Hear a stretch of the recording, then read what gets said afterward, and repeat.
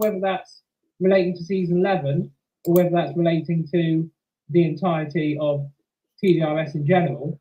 If it's a question regarding TDRS all in general, I suppose the one that I probably had the most fun making was probably, I'll say fun. I mean, like, I enjoyed making like the editing process of Mere Anarchy, which was the Halloween special I made a few years ago. But actually putting together and actually writing the story and all of that, I think probably Prime Time of Your Life. That's probably going to be a recurring answer, to be fair, during this stream, because I've always found that the Prime Time of Your Life is probably one of the standout episodes of the show. So that's probably the one I enjoyed making the most. What would you guys say? Well, I mean, I know you guys didn't make the episode, but what would you guys envision a fun episode for me to make was? Well, there is actually one we could play credit for, which was Ghosts Can't Hang. Phantoms Can't Hang. Oh, Phantoms Can't Hang. Because that involved us all sitting in a pool one night, just going, write that down, that's gold. Yeah, pretty much. So I imagine that, that would probably be you lot's answer, I guess. So yeah, thanks for the question, LHR Sarah. Next up is Sir Nigel Bresley, which I know. Wait, hang on. Oh, sorry, Anthony, you wanted to say something. Well, to be fair, I think that was more specifically referring to season 11, though. Oh yeah, crumbs! I never did finish. I didn't do fit season 11, did I? I'm about to move on to bloody James's question. Okay, so season 11. What was my favourite episode to make from season 11? I'm probably going to say Puppets, actually, because I think that was quite a nice episode to make, and I did some really nice stuff with the weather and whatnot. Probably followed by Feel It, I'd say. Well, actually, no, sorry, not Feel It. I like Feel It as a finished product. Making it wasn't so fun. Okay, then maybe Quattro. I'm gonna say Puppets and then Quattro. So I'll move on to the next question now. Yeah, we good to move on? Yeah. Okay. So Nigel Bresley, which is James Wright on Discord, has asked, besides Mr. Chairman, will we see any other former DRPS members in the future? It's quite a quick answer. I'm going to say probably not. The whole idea is that the DRPS as a whole is just gone. There's not really any real need for any character to return because there wasn't really any real memorable characters from the society. If there had been more memorable society members like I originally intended to have, then maybe, but no, I don't think there will be any recurring DRPS members appearing. You mean Mr. Shaw isn't going to return and become the big series villain? No, he's bloody not. No, he's Sorry, not. I'll do Jesus Christ. video now. So Hectic T has asked, which episode from this most recent series was the most satisfying to you? That's not the same as fun making, so that's okay. Most satisfying. Oh, that's a weird question to answer. I suppose the end result of Feel It was good because I like the way it planned out, and plus anything with Ed and Sid sort of gets my vote. Apart from that, maybe which one? Relations, maybe? Because Relations had two very good storylines, and I think they melded together quite well. That's really all I've got to say, really. I mean, what would you two say is probably the most satisfying episode to you guys of the season?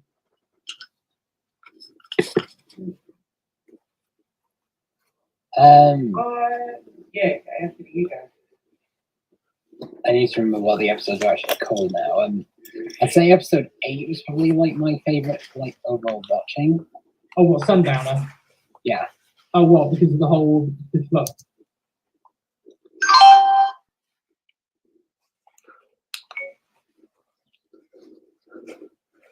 It was June 24th. I said that. It was.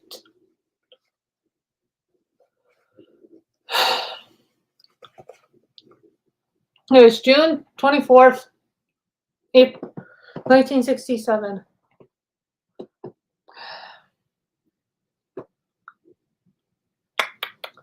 And Katie was the work center until the back controller saw fit for her to come out and work on the railway.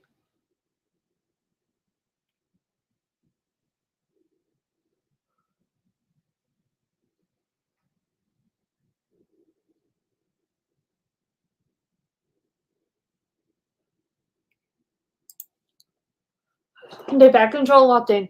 It was Sir Charles the First. Ah, Kiki. It's good to see you. I have a question. He sighed. Am I in trouble, sir? Now, Kiki, what makes you think you're in trouble? Well,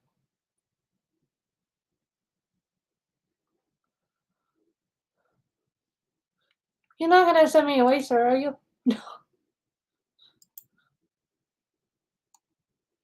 No, Katie, no. I won't do that. Just relax. You're safe. You're not gonna end up anywhere. It's off this island.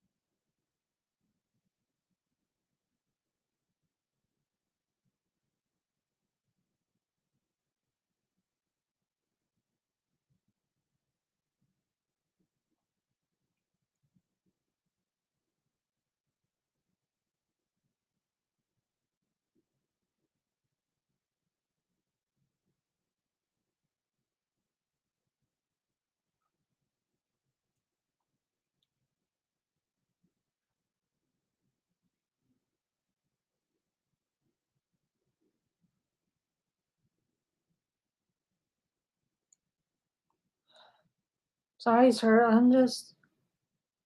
It's alright. Just relax.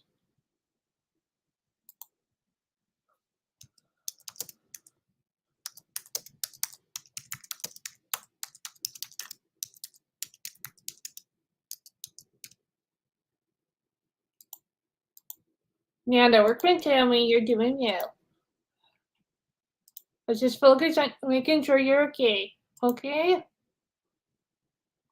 Yes, sir.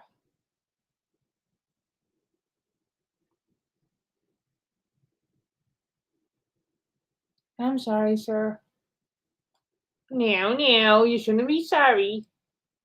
It's okay. You're okay.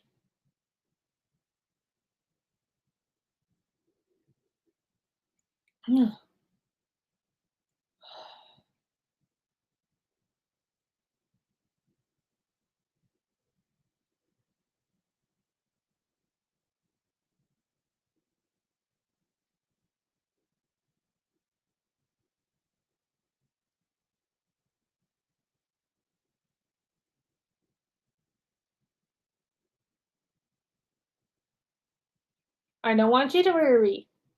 I know your brother Thomas doesn't know anything that you hear. Although next year he'll be coming in for his part of the yearly service, and he'll all us to you.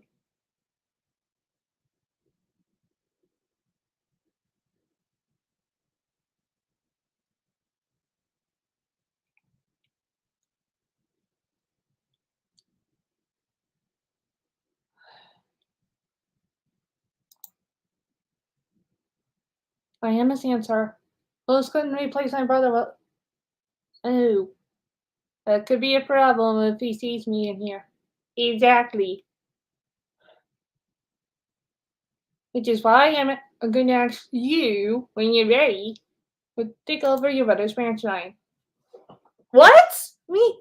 But, So, no buts, Kitty. You can handle it.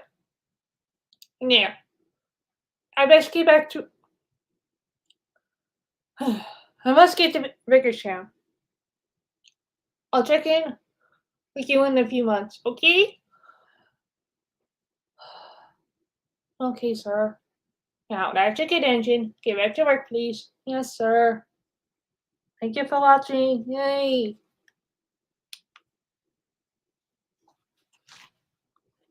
Yeah, gonna do the Leo and Victor thing tomorrow. Again. And that's what you. I feel that you can choose to believe that if you rather, if that makes any sense. I don't know if any of that made sense to anybody. I don't know what people think of that in particular, but you know, I don't know really. That's the best I can give. I guess as an answer, as a proper answer. Does any of you two have anything to add to that, maybe? Anything else? Oh, really? You left it purposely ambiguous for a reason. Yeah. Have you got nothing else on these No, no. questions? No, fair enough. Yeah. Let's see. SR George has asked, what character would you have rewritten from the first 4 series of the show? Well, I mean, I wouldn't have rewritten certain characters. I wouldn't have rewritten Dave. I wouldn't have rewritten Brian, and I wouldn't have rewritten Raymond. I wouldn't have rewritten Eustace. I mean, I can't remember which characters come in where actually now, because it's been like the first 4 seasons happened so long ago. I mean, maybe Colin. I maybe would have made Colin. Yeah, do you know what? I would have probably made Colin less of a, Thomas the Tank Engine stand-in, because his debut episode was basically him being, a Thomas stand-in.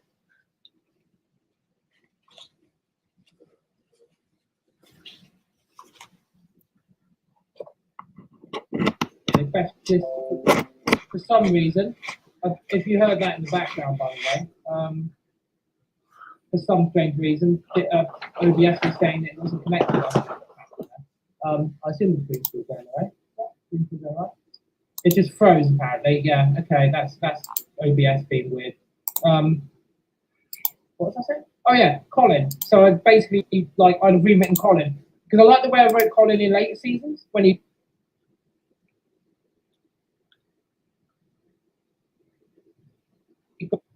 got a bit more.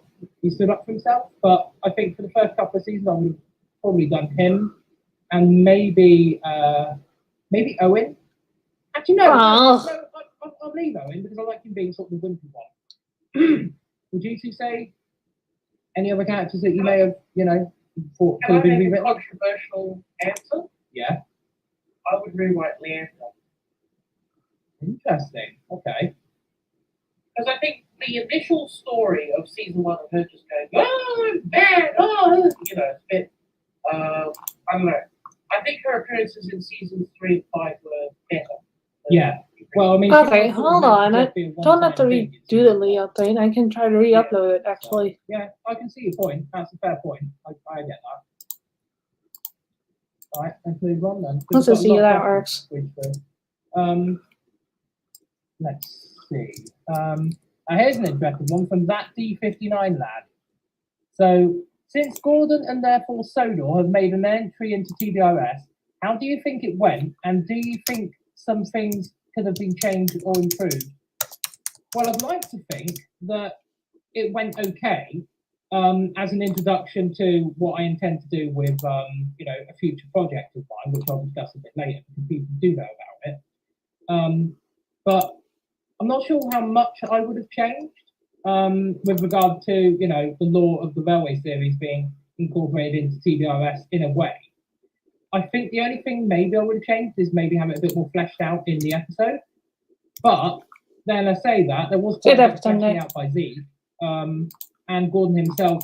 Maybe I would have had more of that Gordon actually doing stuff, like interacting more, because I think the episode does kind of just cut off after he arrives, and then he arrives, and then he just he just sort of speaks to Barry, and he does have a couple of fleeting appearances to set up not Bear, sorry, Andy. But yeah, I think I probably would have had more for him to do and maybe talk a little bit more about what happens up there. But then again, I want to kind of leave that for the actual show.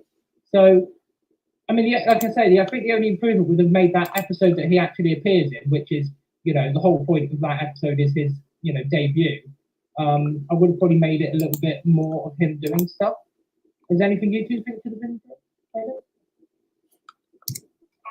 Maybe I guess just because from my understanding, Northwest is set before his appearance on. Very much before, yes, yeah. So the character isn't necessarily going to be the same. So I don't know if there's a way to emphasize that more than you did.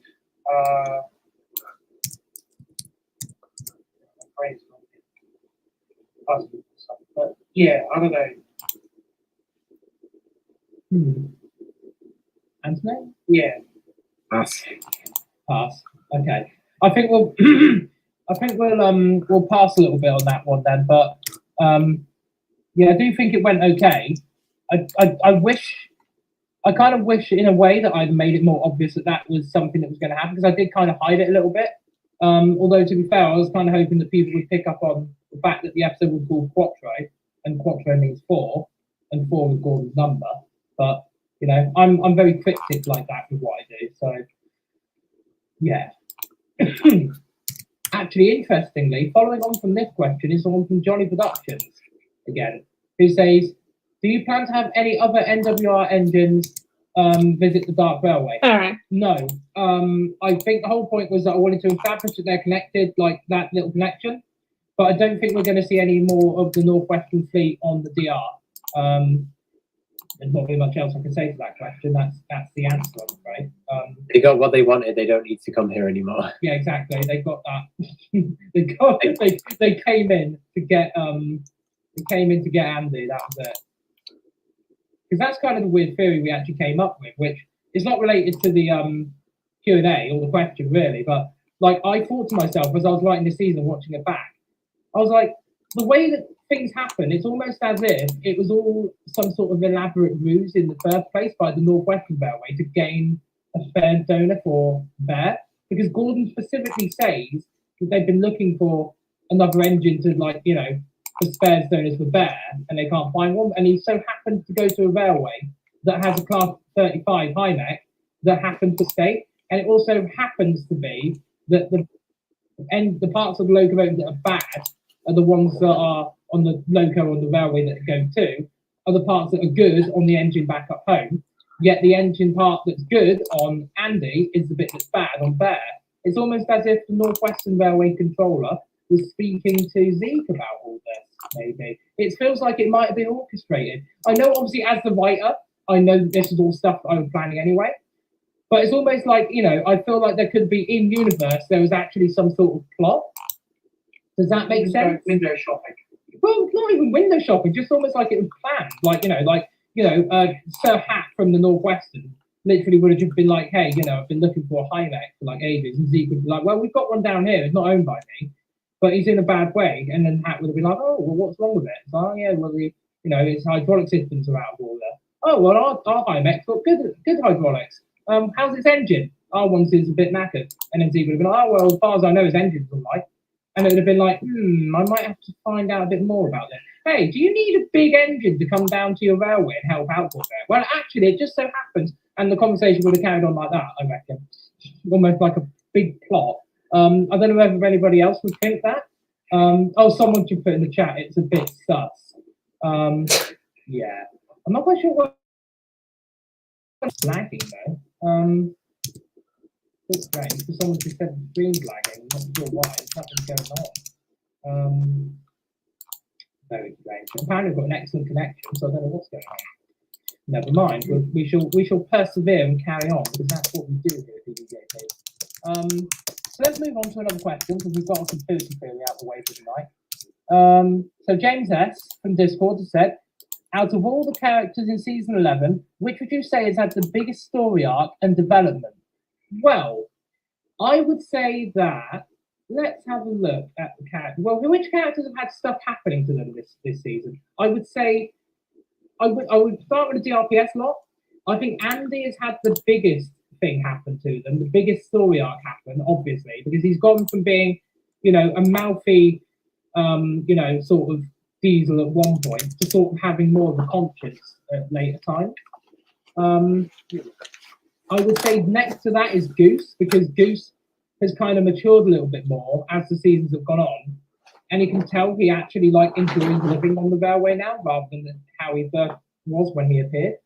And Mr. B, I don't think he had that much development, but the fact that he's gone back to Mr. Smash means that he's happy again, which I think is nice to see. I would say probably Dave and Stan, because we've seen Stan in Tales of Wessex, but we now see these sort of older, wiser, maturer Stan who actually, there's a lot of hints and things that have happened. But then Dave has also had this thing with his tunnel phobia, and he's grown a bit more, I think, as a character, but he always does, Dave does, because he's basically growing alongside me. And the whole thing with this season was him getting over a fear, which is me getting over certain fears I've had before. Apart from that, really, I mean, Barry, I suppose, has had a little bit of character development again, because he's not been as insane as he used to be, because he's sort of he showed a real bit of maturity by talking to Gordon and Karen Smash about feeling jealous again and didn't want to feel the same way as he did at the end of last season. Apart from that, maybe Chairman, actually. Do you know what? I hadn't thought about that. Mr. Chairman has grown as a character. He's had a big story arc development because he's gotten a lot better. He's gone from being a bit like Goose. He's gone from being quite insufferable to actually being quite decent and, being honourable, I would say, and taking up that responsibility. If on the reverse side, though, I think a character that could have probably had a bit more development this season was probably either Colossus or who's the other one I'm going to say? Eddie, because Eddie seems to have reverted a little bit, I think. And Colossus hasn't really had a lot to do. Whereas I'd like Colossus to be more important as a character because he's, big heavy freight engine, loves Super Ds. So, So yeah, that's really all I've got to say about that. Do you two have an opinion on this one? Who do you think's grown and whatnot? I would say Ed and Sid to an extent from their on the castle. Maybe. But I think it's just that it's made that friendship closer. Yeah. Any opinion, Dan? No. No. No. No, Okay. we're just not for sports. Okay, fine. Moving on then. Hang on 1 second. Just put me in my phone for 1 second. Hang on.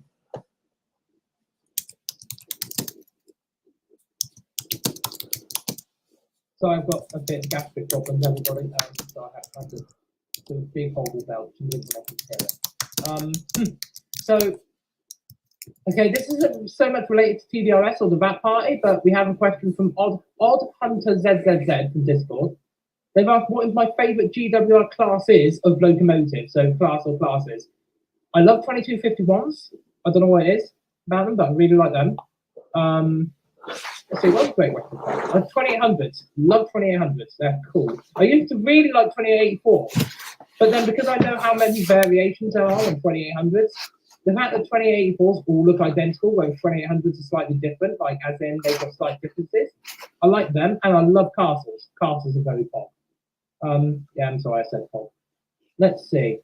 Next up, Midnight Express from Discord has asked, best way to stay up all night. Not quite sure why that question's there, but for me, anyway, energy drinks, lots of coffee, and keep busy, basically. That's the best way to stay up all night. Or get lucky.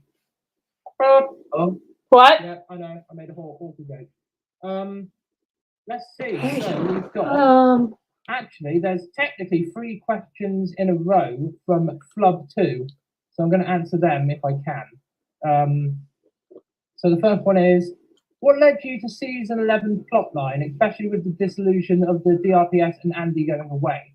Well, mainly because the DRPS as an actual society hadn't really been doing a lot, and I just felt that it was time that we had some sort of shake up of the society, because it's just been a background thing. And basically, the thing with the society this season is it's literally just been Mr. Chairman mostly. So why not just make it that Mr. Chairman is a private owner on the railway and he's still around doing stuff, but he just owns a locomotive.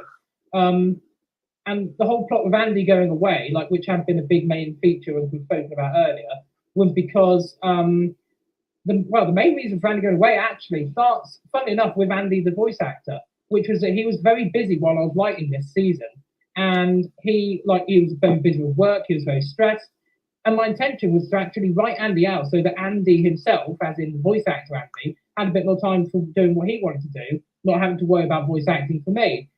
However, I inadvertently gave Andy so many voice lines that he ended up having to do loads of work for me, which has really defeated the object of what I was trying to do for him, to help him out. And also, it seems to have given Andy like a big boost, because obviously through this season, we've also had the tail end of the first season of Tales of Wessex and other stuff going on with Andy doing more stuff. So it kind of feels bad in a way to have Andy taken out, but we did talk about it and we agreed that it would be a good thing to do, especially because of the way that Andy goes and how, he's shown how very loyal he is to his family. But yeah, that's what I'd say. What led me to it, I suppose, is again shaking up of the story a little bit, and that's the answer I had for that one. The following question, also from Flub 2, was: does Mr. Chairman have a real name? He does. It's Mr. Chairman. What? First name Mr., last name Chairman. In fairness, and I know Gwil's going to moan at me for this, like I know he will, and I'm going to go against what Gwil says, because Gwil always makes the joke, oh yeah, Mr. Chairman's name is Mr. Chairman, like first name Mr., last name Chairman. I think that's silly. So I just see Mr. Chairman, his real name is literally just his voice actor's name, so just literally Gwil Davis, that's it. So he'd be Mr. Davis, but we're not going to worry about that, because at the end of the day, everybody just calls him Mr. Chairman. He will always be called Mr. Chairman. That's all anybody needs to know, to be perfectly honest. That's just his name. And the final question on this section from Flub 2, unless there's more further down the road, I don't know, is: has there been an intervention on Chairman's addiction to custard creams, or has he just grown out of them? I've been told by Mr. Chairman himself that the answer to that is that he started doing stuff with model trains, hence why he stopped with the whole thing about custard creams. He has had an intervention. Basically, Goose told him he's got to cut it out, otherwise he's going to turn him into a teapot. So, Chairman's model trains, then model tech. That tasty. It's just model tech, isn't it? So, next question is from, by the way, I hope these answers I'm giving to the people who I'm actually answering these questions for. I hope that they're either watching or will watch this back later. And I hope that it's interesting enough for them. And I hope that they get the answers they were hoping for. Just thought I'd throw that in there quickly. Also, like, comment, subscribe. So yeah, from Mr. Soviet Man, this next question is: what locomotive was Brian's girlfriend in TDRS? So she was a Stania 264 tank of the two-cylinder variety. You can find out her number. Anthony, quick, you're the Wikipedia, you're the TDRS Wikipedia man. What was her number? Hello. Let's have a look. Anthony, gonna go and have a look at that. Oh no, that was it. Wasn't it like 42762 or something? No, Yeah. no. 42762? No, I can't remember. That was crabs. Oh, okay. So it's not that then. Right, ignore us for a minute. Talk amongst yourselves while I answer that. But yeah, she was a Stania tank, basically. She was a Stania 264, very similar looking to Brian. And the reason for that was that I wanted, because I don't actually intend to show Rose in 672, that was that. So what is it? 42672. Mm-hmm. Right, 42672. That was Rose's number. But yeah, because I didn't intend to ever show her in the show, which is actually kind of sad now thinking about it, because I could have done it as a flashback, is that I chose a class that doesn't exist in TS. Because originally I'm going to have her as I think I had her originally. Next awards.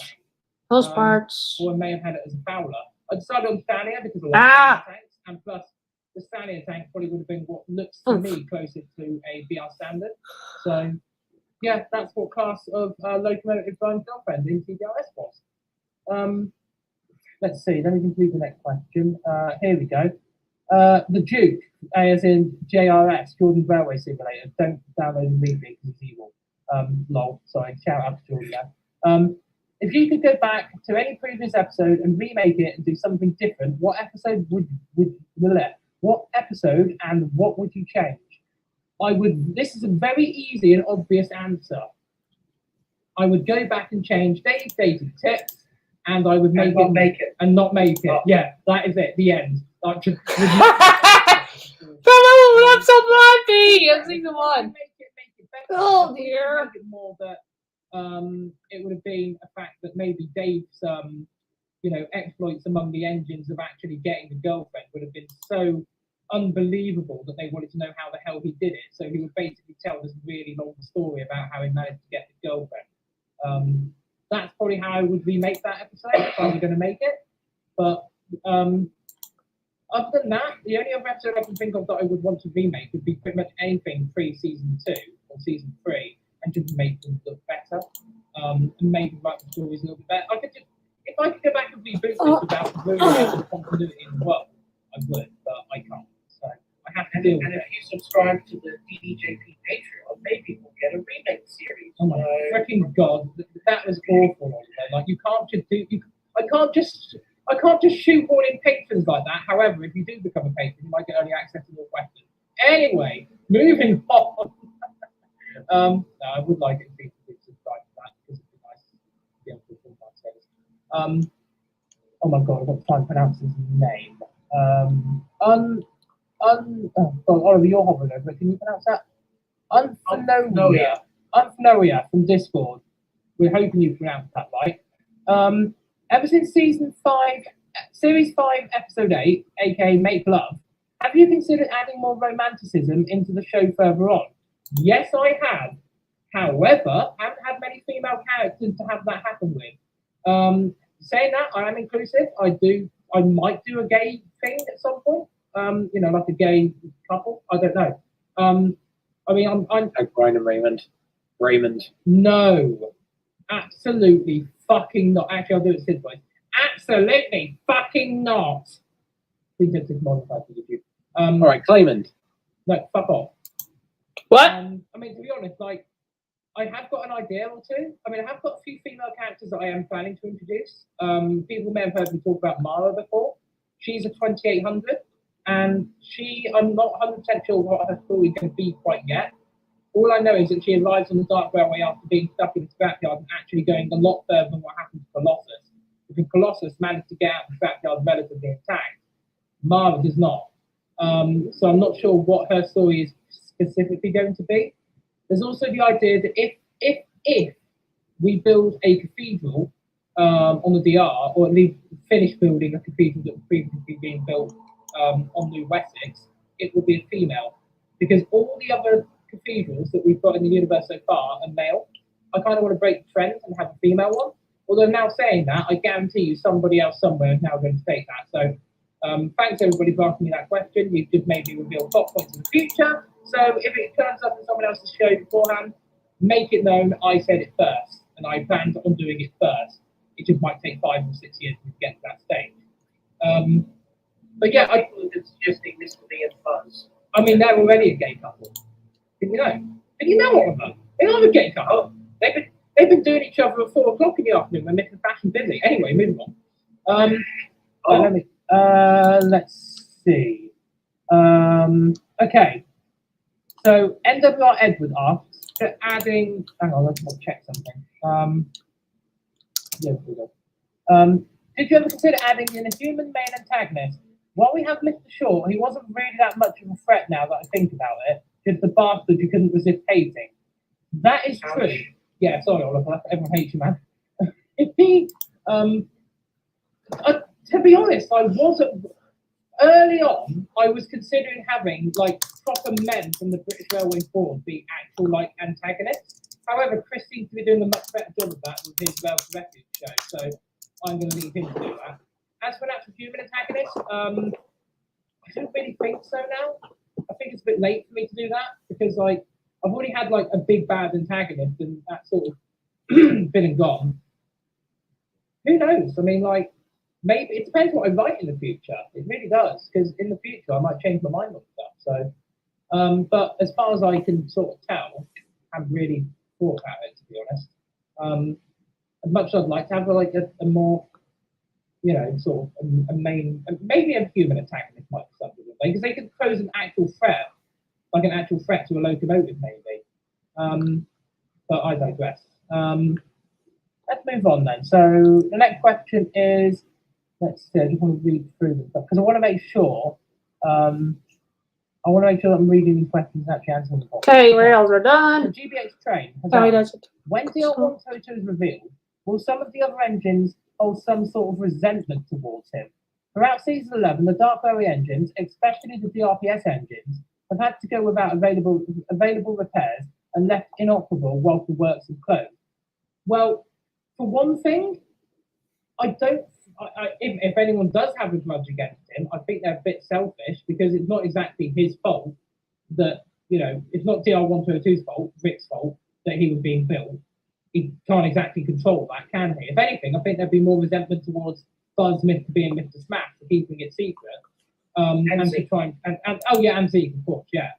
But I don't know if they'd actually hold resentment towards DR122. I mean, I can see Goose. I already know that Goose is going to be cross about it because, well, Goose is very fussy.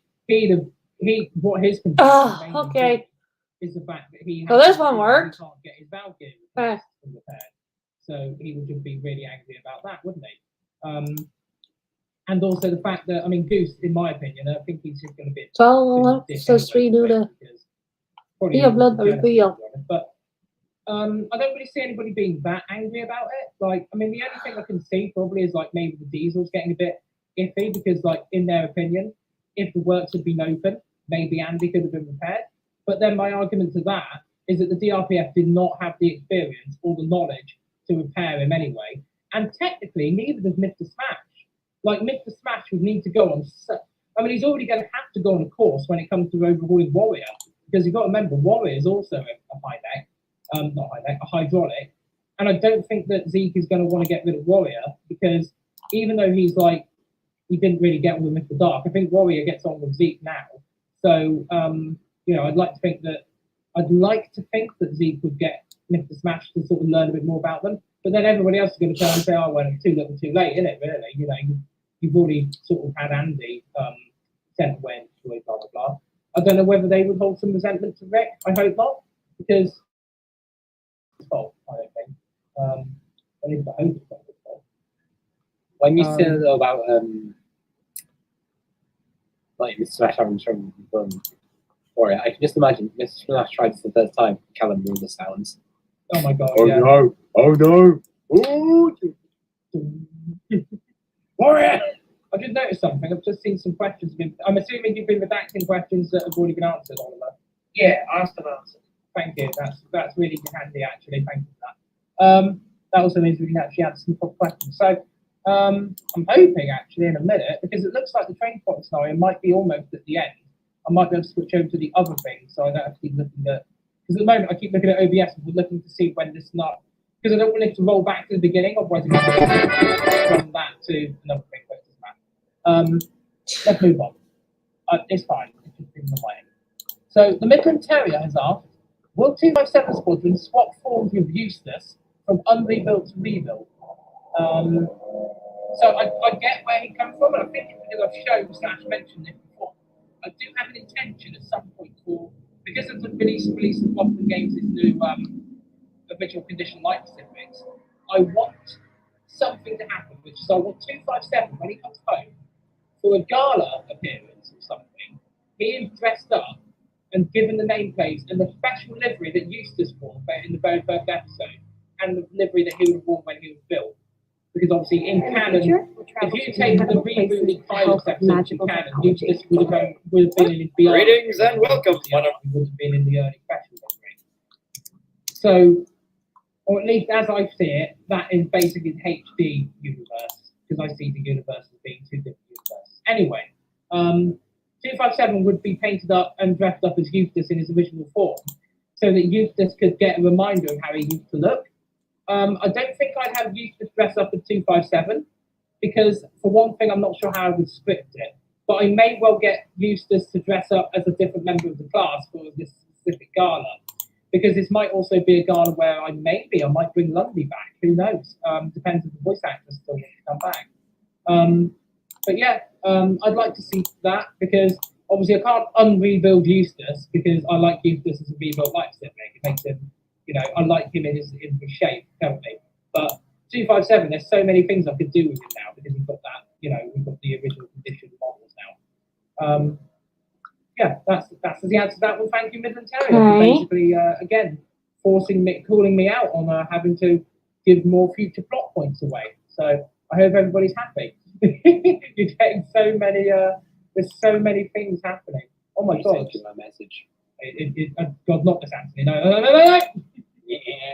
No, we're not doing this. Right, next question. Let's move on. Finley R has asked, which character was the hardest to write for in season 11? Well, the hardest ones to write for are the ones that I'm not actually using at the moment, which is like Hannah and Della Tripp. Well, I'd like to do more of them in the future, but again, they're waiting for new models, even though it looks like the Della Tripp, ironically, will be getting a model before Hannah, even though Hannah is supposed to be going to the work before him. God damn it! Anyway, I'm calm. I'm relaxed. I'm doing a live stream, my buddy. It's fine. Anyway, so the character that hard to write for maybe was probably. I mean, Warrior was easy to write for last season. Ryan is always difficult to write for because I haven't got much for him to do. Brian again is also difficult to write for now because he's what I call a background character that isn't a background character. He's useful for the railway, so he's good to have him on the railway, but he just doesn't get the spotlight that often. Yeah, I mean, the hardest to actually write for in regards to the actual stories, because a lot of the stories have been DRPS related this season. So, I won't say Dave, maybe Raymond or Turbo actually, because Turbo's had hardly anything to do this season. So he's probably been the hardest one to fight this season, which is annoying because again, like most of my characters, I love Turbo, but I'd like to get some more stuff going. So I guess the hardest one then, I suppose. If you want to go for a main, then do we want to go for a main? Do we want to say like one of the mains this season, like which one has been most difficult to write for the mains, as in DRPS? What do you reckon? Should we spin it that way? Yeah. In that case, then I'll probably say Mr. Big, because he hasn't. Again, he's only had like 1 or 2 spotlights in the season because I haven't had. Because once he goes back to Mr. Smash, it's like that's it really. He's just back to being Mr. Smash's lackey. Yeah. Well, he had. He had such a big impact on the series. Well, yeah, I know what you mean in universe. The thing in universe is that like because he was just as a shunter, he wasn't like operational on the main VR.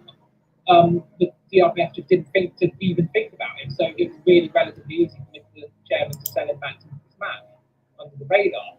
But I don't know. I digress. I'll move on to the next question. In fact, I think. Yeah, I just noticed that I did the thing that I said I didn't want to happen just happened because I wasn't concentrating. So in that case, we're now going to move on to this part, which is this video is now just going to leave permanently for the rest of the video, but you'll see what I mean. We're basically in a Marvel coach. We're just going to be running up and down the Dark Railway from the passenger view. You'll see what I mean. Enjoy. I worked quite hard trying to get to work for like maybe 2 days.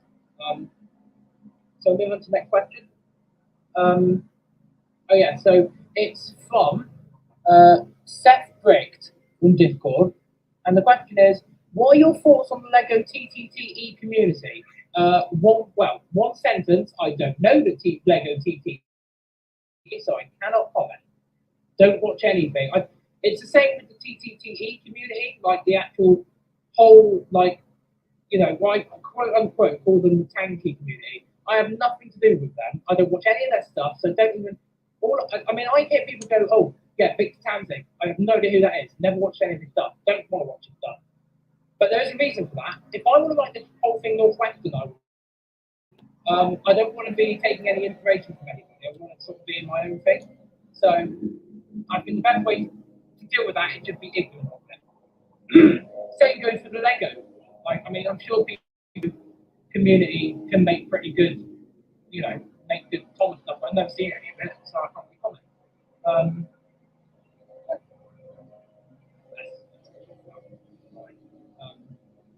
Next question then. So I'm going to say the full name because I know what it is. It's Boxcar Willie, because that's what we know him as. So Boxcar Willie, or my serving known as Boxcar Willie, has asked, will there be this is interesting, will there be a flashback episode of the DR during the 1930s and 1940s, or will there be an episode of some of the characters' background pre-DR days? Example, Hannah, Character Smash, Barry, etc. Now, before I answer this, I'm interested in one thing, because I've been sat here in the dark for a very long time. So I think that to move away from the computer and put the light on. Also, I hope people are enjoying the fact that we're doing this, not cab ride, what do you call it? It's like a train ride, I guess. Yeah. So, regarding flashback, I have mentioned before that I'd like to do something called Before TDRS, which would be set in the 50s. And it's basically going to show like the railway in the DR, like the BR period, those early BR periods where more engines from the region would come and visit the railway before things started getting a bit like sticky with BR, where they were like, right, we can send you a couple of locos and that's it. But actually thinking about it, I wouldn't, at the moment, unless Chris from Caledonia Worms does what I asked him to do a little while ago, it wouldn't be viable to do a show set in the 30s and 40s because of Rick. Well, not Rick, specifically because of DR-1202, the original one, Big Bob. Because there's a big visual difference between the two, which is the cab. Because Rick has a side window cab. The original Big Bob didn't have a side window cab. So unless I can actually get that, I couldn't do anything set in the 30s and 40s on DR. However, if people want me to do sort of, character profiles like Stephen Westwood's doing for his characters, because I know Andy's doing character profiles on his characters, I would do it, but I don't want to be accused of copying Andy. So in a way, I'd rather just sort of say, I've got the wiki for a reason. Go read the wiki. If you want to know about the characters' histories, I could do flashbacks maybe, but I was thinking about an episode of flashbacks actually, but that would be copying South Park. So that's really the answer to that one. I would if I could, but I think I'm definitely going to be doing, BR era 1950s as maybe as a special or mini series, perhaps. We'll see how that goes. Also depends what people think. Might ask the patrons at some point. The same like, if you're a patron, I sort of take your feedback a bit, well, not a bit more, but like, I ask questions to the patrons from time to time, and I like to get their feedback because, they're the ones who are financing me to actually make the content that you guys will see. So, yeah, maybe a 1950s show, perhaps, maybe. I guess better move on then. So I'm asking you two for your opinions. I just assumed you guys will jump in because railway. It is located on. If you look at a map of the Southwestern Main Line, it's an ex-London Southwestern Railway line called the Castleman's Corkscrew. Now, this runs from a place called Brockenhurst, which is on the current modern-day Southwestern Main Line that goes to Weymouth. And the line comes off of Brockenhurst and goes up to a place called Ringwood, as you know, and it sort of curves round and down back towards Poole, which is where I currently live. And then it connects back at Hamworthy, which is near Poole, and heads down to Dorchester. Now, the section that runs between Brockenhurst and, well, in the preservation era, like in 77C version, the Castleman's Railway runs sort of between Brockenhurst is the mainline station, but it doesn't run often. The main terminus is a place called Holmesley, which you've seen in the show before. And it runs all the way down to a place called Wimborne and Broadstone. And Broadstone is the terminus of the line. It's about a 15-mile railway. But basically, at the time, it was Hampshire, but it's sort of on the border between Hampshire and Dorset nowadays. So that's where the Castleman's Railway is located. If you want to look it up on a map, look up either the Castleman's Corkscrew or X lines of the London and South Western Railway.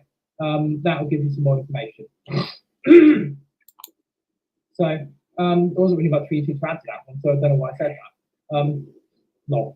So Bez on Discord has asked, Have you ever decided to make a recipe for Chairman Custard Creams? No.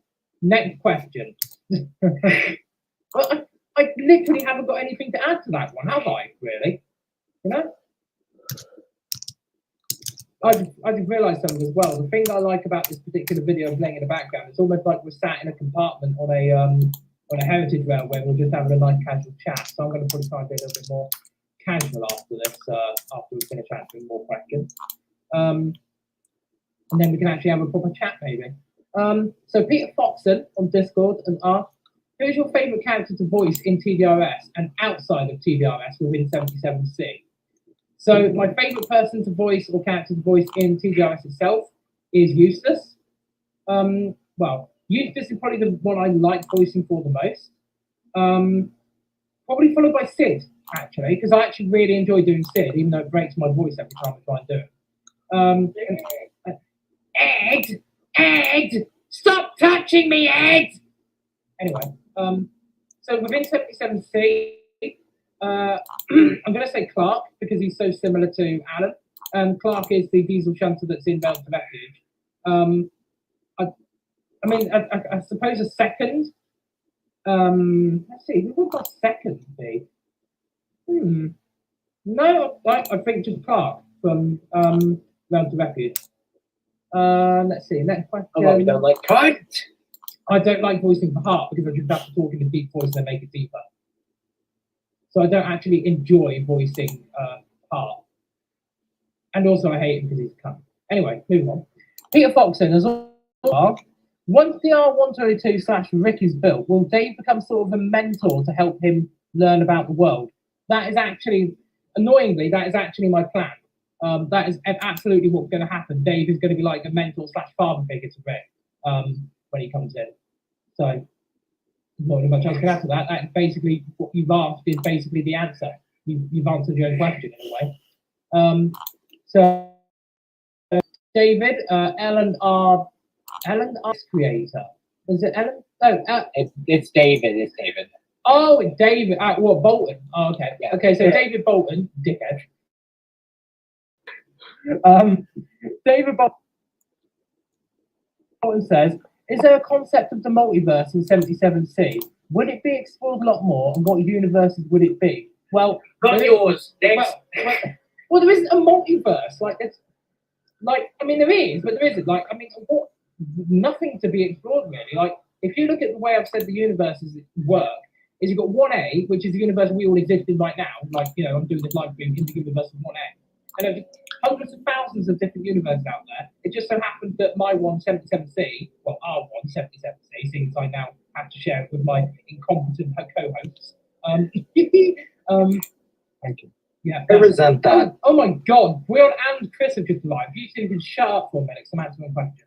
Okay. It was just to come in while we're talking about multiverse stuff. Basically, there isn't really other universes can be whatever you want them to be, like whatever you want happening.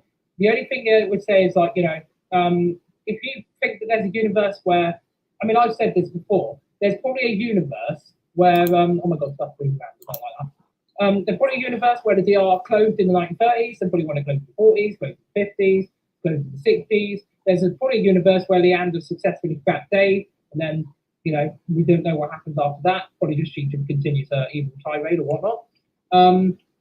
Yeah, I mean, you know, I don't really know how I can continually answer this question, to be honest, because it's just a multiverse.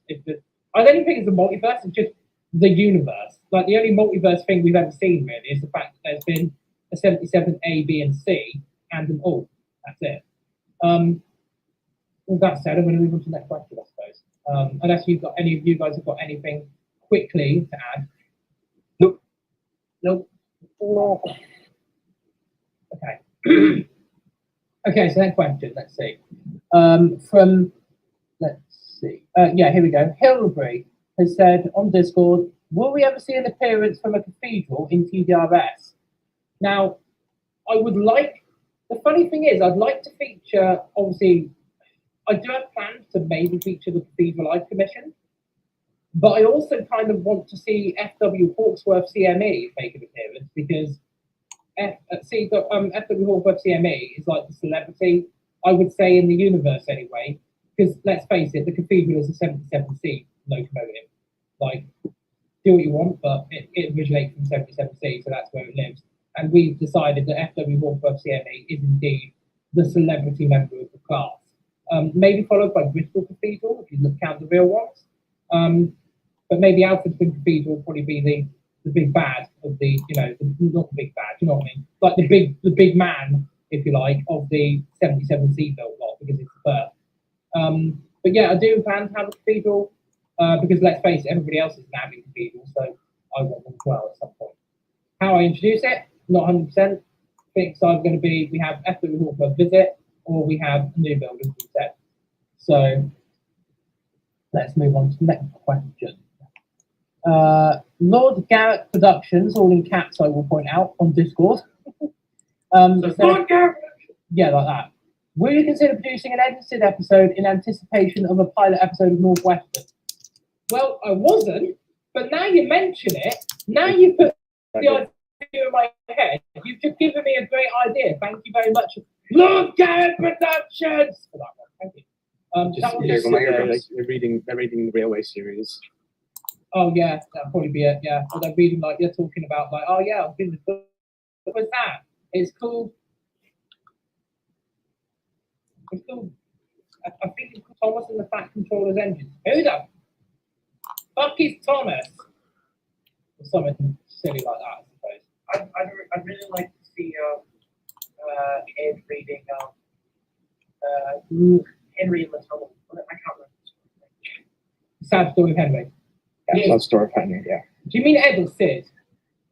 Sid, sorry. Because you said Ed. Because Ed would just be normal words. You'd be like, once an engine attached to a train was afraid of huge knocks on the line. Whereas Sid would be like? once an engine attached to a train got fucked in the ass. No, Tom, I've got it. What? Is that literally what we're there's- gonna do? We're gonna have Sid reading it out. You've got the those stupid articles we keep finding online about people who are like, oh my gosh, look how dark Thomas is, like the TV show. Oh, what, like, like because they quote, shut the the- dark side of Thomas and Friends. Yeah, because they shut an engine in the shed, they sealed them up. That's what you should have. You should have Ed explaining, right, Yeah. about an engine No, being sealed no. in a tunnel. Why don't I just have Ed and Sid sealed up in Windsor Hill tunnels? But the ironic thing is them being sealed up in those tunnels is just blocking the line in both directions.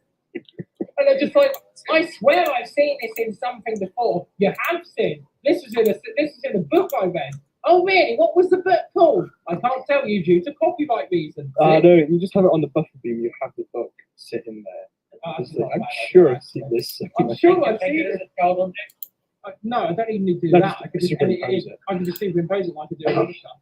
Oh yeah. Anyway, I'm fed up with this question now. Yes, we are going to probably do. I'm probably going to do that. I'm glad that somebody actually pays attention and knows that I'm doing something called Northwestern. Thank you for that. I appreciate it. I want to write it. No, come on. Anyway, PC Gamer 7055 on Discord has said, "Will Vic have a similar personality as the locomotive he is a replica of?" This is the question. No, I don't want him to, because the point is that that's a plot point I want to explore. So I don't really want to say much more, because I've already got an idea that Vic will have his own personality as opposed to Big Bob, and it'll become quite obvious next season. Which brings me on to, there is a question further down, which is going to be, is there going to be a 12? I'm sure I've read it before. It says, is there going to be a 12 season of TDRS? Obviously there is, because I'm already looking into it. So I will skip that question when I get to it. So whoever asked it, I'll probably give their name a shout out anyway. Next question is ZeroCon. What will you do next after the conclusion of the Dark Railway series? I don't actually know, because I haven't actually ever set an end date for finishing doing TDRS, because it may well just roll on for the rest of my life, or as long as I've got a decent computer to do it. I could do it for the next 5 Me years. around, that's inevitable. That's Yeah, this is a real only. Yeah, basically I've got perpetual motion machine here. I want to do stuff in between. Like I might literally season 12. I think I'm probably going to answer the question anyway. But I do want to make it sort of a bit public in this respect, and I hope this actually makes sense to somebody, especially you guys. I've mentioned it to you guys before. So you can help explain what I mean. I know what you're on about. Yeah. So basically, last couple of years, I've been basically producing TDRS in a year block, as in I get Alright, I need dual season, sealed. which is one season of 10 episodes. Wood. After season 12, which is like what I'm So I need two lots of this. But it's the one where it I need introduces two. the thing that Three. everybody's been waiting for, which is Yes, three. 102. I intend after season 12 to Yeah. start maybe relaxing a little bit. Oh, wait, how much yeah. does the do need? It may not be a series. I got every year. 64. Okay, so that's. It might be like 2 years. or it might be something like, you know, 5 episodes one year, 5 episodes another. In between other things, I will Funny. bring out, because I still want to do my other projects. And it means I might 64. actually be able to free myself up to actually do some other projects. Yeah, I mean, it's- Okay, it's I need like a Western and five- all the other, like, about what I 5 do is loads. just football now and again. You mean like Traction Wars have been going for like 10 years? Please. Yeah. Oh, yeah, because we have actually got a concept idea. Like, well, I say concept idea. I had a thought that it would be something set in the 770 universe, but completely different. As in, I'll explain another time. But Traction, yeah. But Traction Wars could be something. And Goose. I mean, no, shut up. There's either that or there's like other things. But eventually, one day, I may have to stop. But while people are still interested in showing interest in the show and want to see it carry on, I'll still do it. But if, I've got no sign of slowing down anytime soon. I mean, but if people turn around and say, "Oh, you know what, this show's crap now, I don't want to watch it," it'd be like, "Okay, I'll pack up shop then." So hope that doesn't happen because I actually do like doing my show. Surprisingly, Do we have to hit the video yet? what's that? If you won the lottery, you'll just fuck off to Barbados and never speak to us again. I'm not going to Barbados. I'm going to Cyprus. Fair enough. Close enough. Close enough, but not really. But anyway, and let's move on to the next question then. Oh God, Elite has put: if you were forced by whatever method or reason to put an LNER locomotive into the series long term, what class would it be? Now the answer to that is going to be: does the locomotive have to be in TX yet, or can I? Does it have to be one that's already in? Any local that's planned or slash you just want Because to be fair, it does just say to put an LNER locomotive. That's easy. Yep. I would want. Well, you guys know. Actually, you guys can probably all in unison say the answer, the name. Go on. What would I use? Earl Marshall. Damn it! I was hoping all of you were going to say Earl Marshall at the same bloody time. You idiots! Right. 3, 2. We're going to do it together. 3, 2, 1. Earl Marshall. For God's sake, guys, come on, all of you, same time. I come on. couldn't say anything. I was muted. But it's Oh. so funny because it was like 3, 2, 1, and no one says it. Right, okay. Christ. Listen, literally. 3, 2, 1. Oh, Earl no. Marshall. Fuck's sake! Say something else. You lot suck. Okay, so it was okay. Let me explain. Why we'll never have an LNER engine in the series. Yeah, because you can't even say the freaking name correctly. No, come on, continue. Why Earl Marshall? Come on. Because I really like it's an LDR Rescue T2, 282, Ricardo, 10 million, from Ricardo, Harold Fraser, like that. Really don't care, didn't give a crap. But I love Earl Marshall in the visual conditions with outside wall shark gear and the curved frames and the double reflectors. I actually need to get a double O gauge model of that. If there's any LNER loco I'd put in, it's probably that. However, I don't think, I mean, I'm hoping to put Chris's arm, or I can twist Chris's arm, to build Earl Marshall. Please, Chris, build Earl Marshall for me, please! If it comes to it, I have to use something that was in TS already. Actually, I've got a cheeky answer. I will use an LNER 06. Wait, You some cheeky way. bugger. Yeah, Chris knows what I mean. You cheeky bugger. Um, so for anybody who doesn't know, the LNER 06 was basically Stanley 8Fs that were bought by the LNER. So that would actually work really well in keeping with the fact that I don't really like LNER logos. When I say that, I do. It just the running joke is that I don't like the LNER, so I've got to carry on with that. Such a cheeky. I know, it's great, isn't it? I love it. So let's see. Next question, because we're where are we actually on the route? I think we're somewhere. I didn't actually keep track, but I think we're either between Upway and Woolchurch or Woolchurch and no, I think we're between Upway and Barbados. Woolchurch and Barbados. Yeah. Sterling UA has asked, "Have you begun writing Northwestern yet? And if so, how has it been?" I can't say I have actually started writing Northwestern yet because there's still a hell of a lot of stuff to do. Like, I've got to finish working out what my logo is going to be. especially beyond number 12, because I've got 13, 14, and 15, but I don't know whether I'm going to do a 16, 17, 18, 19, 20. I've also got to look at rolling stock. I've also got to look at finishing off bits of the route. So, you know, it could still be a long way away. I'm actually planning on doing potentially a little prologue at some point. But I'm sort of like, I'm in a limbo at the moment. I was thinking about maybe getting the prologue done this year, but I kind of also think I'd rather just get season 12 done first and then look at it. And then I can just sort of like, because once season 12's done, I'll probably have more time. So the answer to that is no, I haven't started writing it. Next question from Braden Hartman on Discord. God, jeez, okay. No, I will make the jokey answer as well. Who owns Repulse? As I don't think it's ever been mentioned who bought her at the end of Apply Overnight.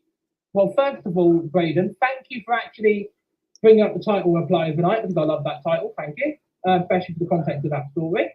The person who owns Repulse is still unknown. I don't even know who owns Repulse. Is the answer to that. She is basically owned by an unknown entity. You know why? Because it doesn't matter. She's not in the show anymore. If you want the jokey answer, it's clearly David Boyle, and he's got pictures. Moving on, another one from Braden Hartman. In fact, there's 3 questions here. Braden Hartman says, will you ever have more Bully Pacifics in your series? I mean, do I need more Bully Pacifics in the series? Yes. No. Do I know? Do I? I mean, you can have Plymouth. I don't want Plymouth though. Oh, you I mean, I am heavily considering putting a merchant navy in, like an original condition merchant navy that's been either unrebuilt or just invaded, being rebuilt by British Railway for scrap, or sent for scrap. Yeah, we all know which one it is. It's Rotterdam Lloyd. I mean, the other thing is we've already got Lundy as confirmed in the universe. Chris, do you know if either you, because like you're like Andy Bunchum, do you know if you or Andy have got a Bully Pacific plan at all?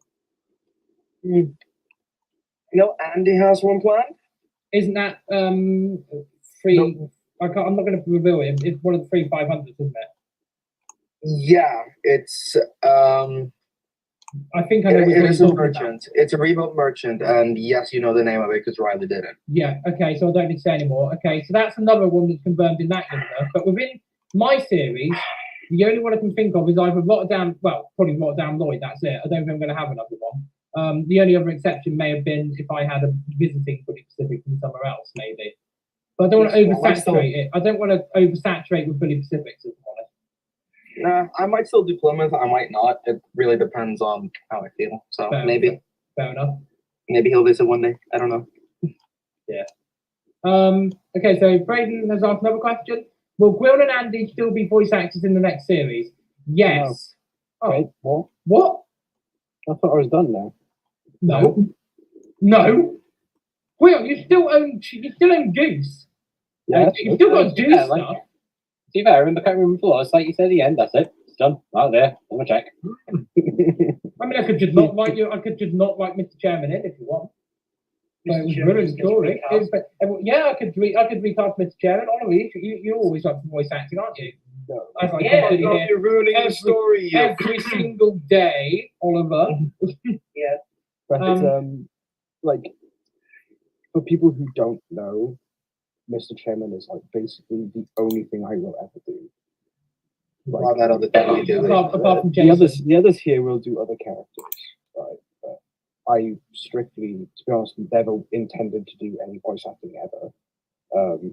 Chairman was the exception. I mean, there was also Jason in the Gary's Dimension. Yeah, we don't count that, really, do we? That's just Come on. You're Tom's friend. Anyways. Oh, is he? Are we? Are we friends?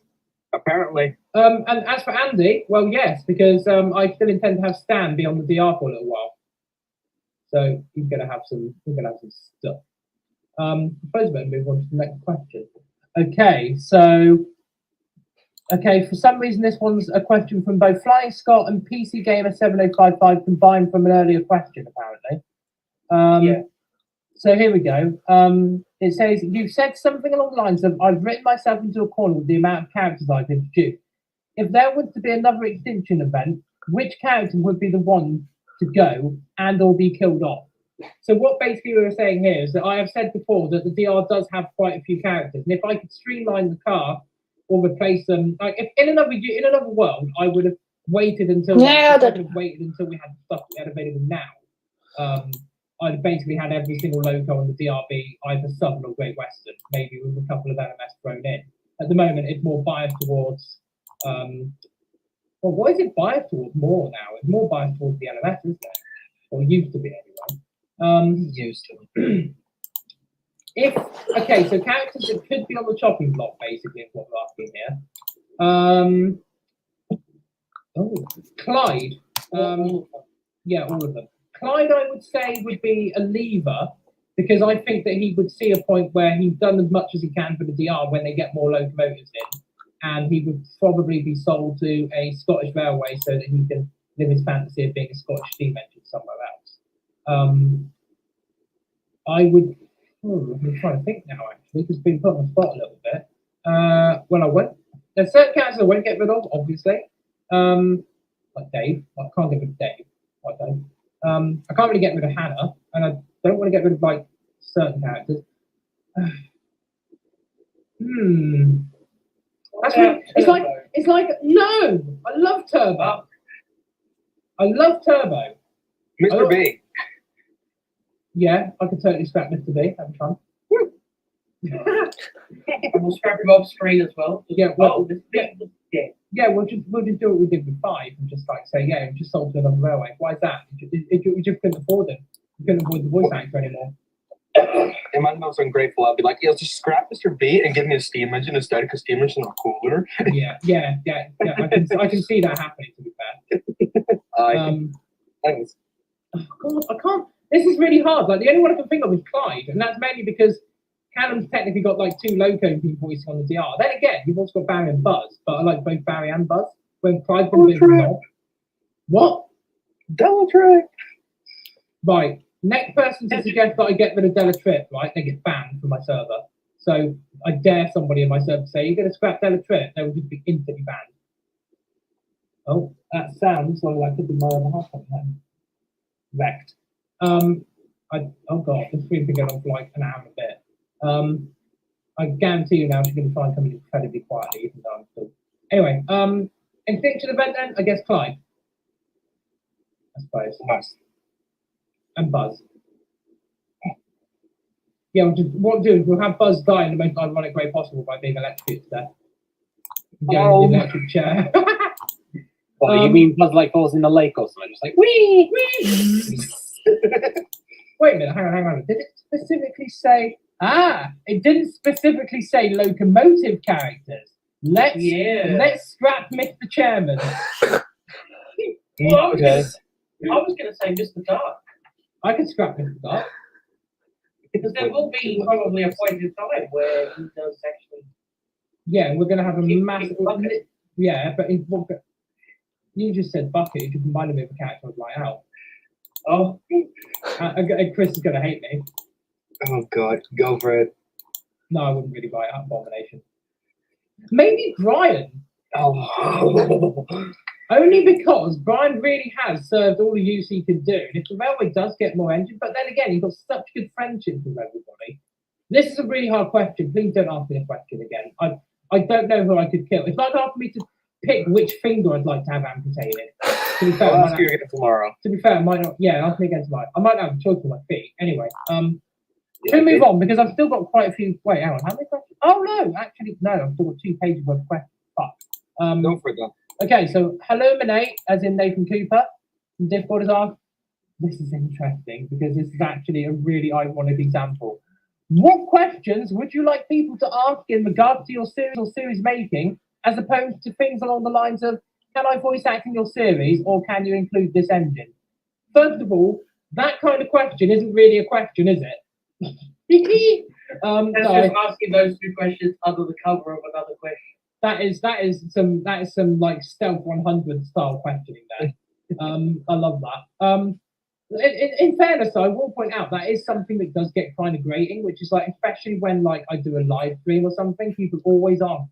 Those 2 questions are the most frequent questions in the world, and it really drives me mad because it's like people always ask, "Oh, can I voice act in this series?" Or they drop hints that they want to voice act. And my argument to that is always going to be the same. If I want somebody to voice act for me, I will ask them to voice act for me. If you keep bugging me about it, it makes me less likely to put you in as a voice actor ever.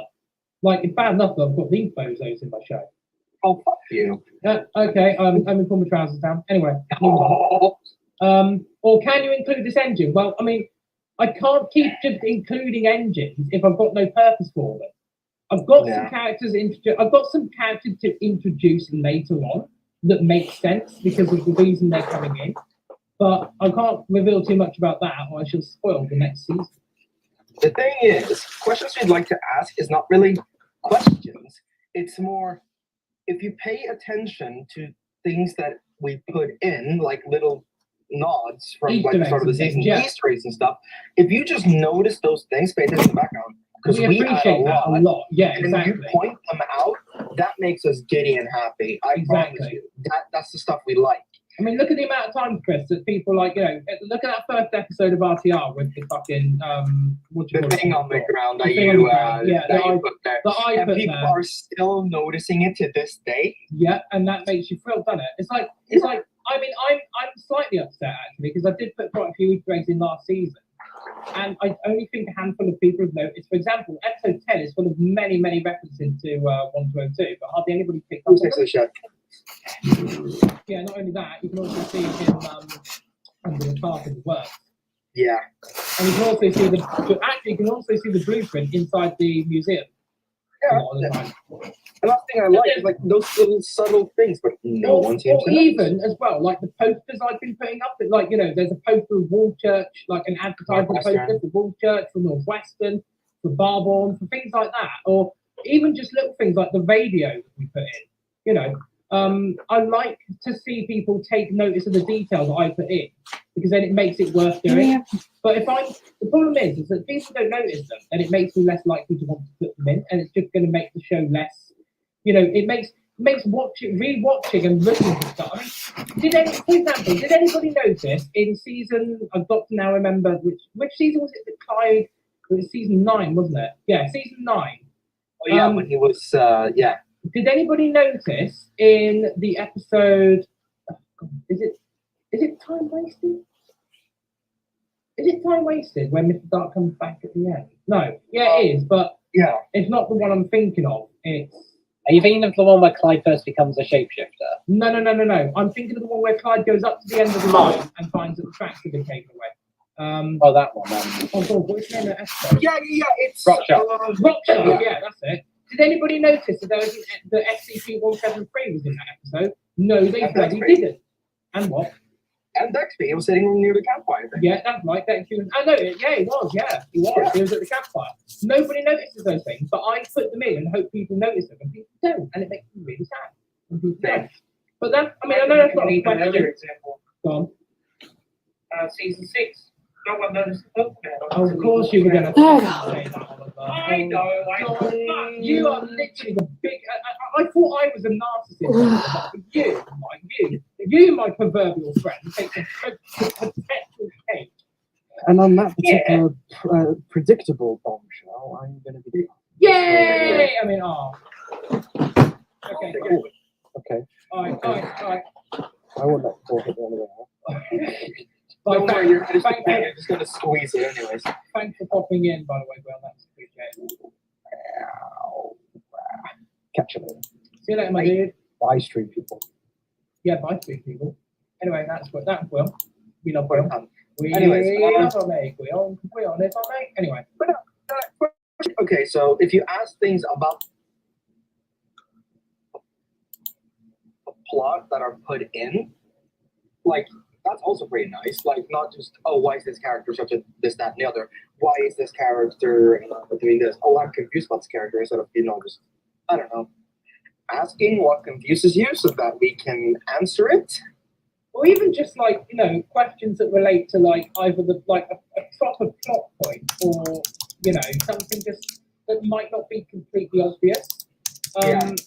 Or something that, like, even if it's just somebody notices something that goes, hey, you mentioned, like, for example, in Togo Mirror Anarchy, we mentioned the fact that they're taken to this like random void, and they're like, "What is this place?" And then I could say, like, if someone says the question would be something like, "Oh, what's that place that Pogo takes Hannah, Theo, Otto, and Clyde to in at season 9, episode 10?"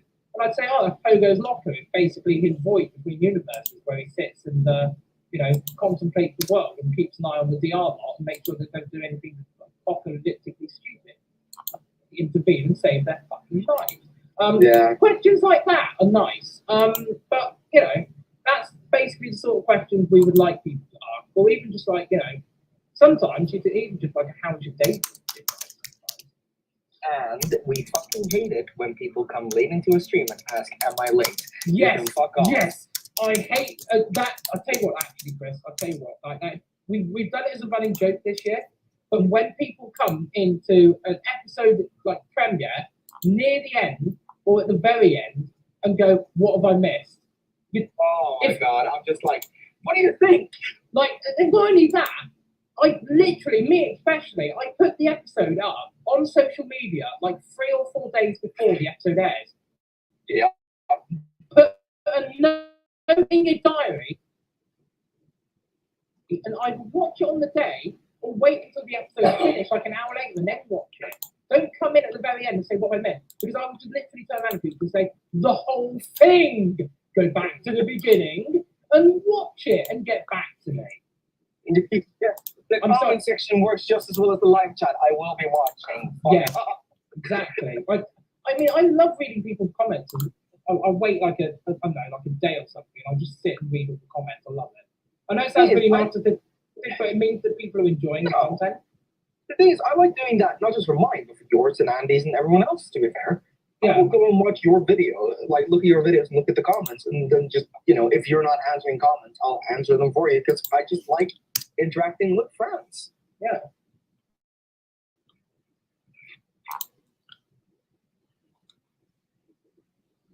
We should move on. Yeah, I think we should. But let's move on to the next question, which I don't know whether this will be controversial, but I will try and answer this as well as I can.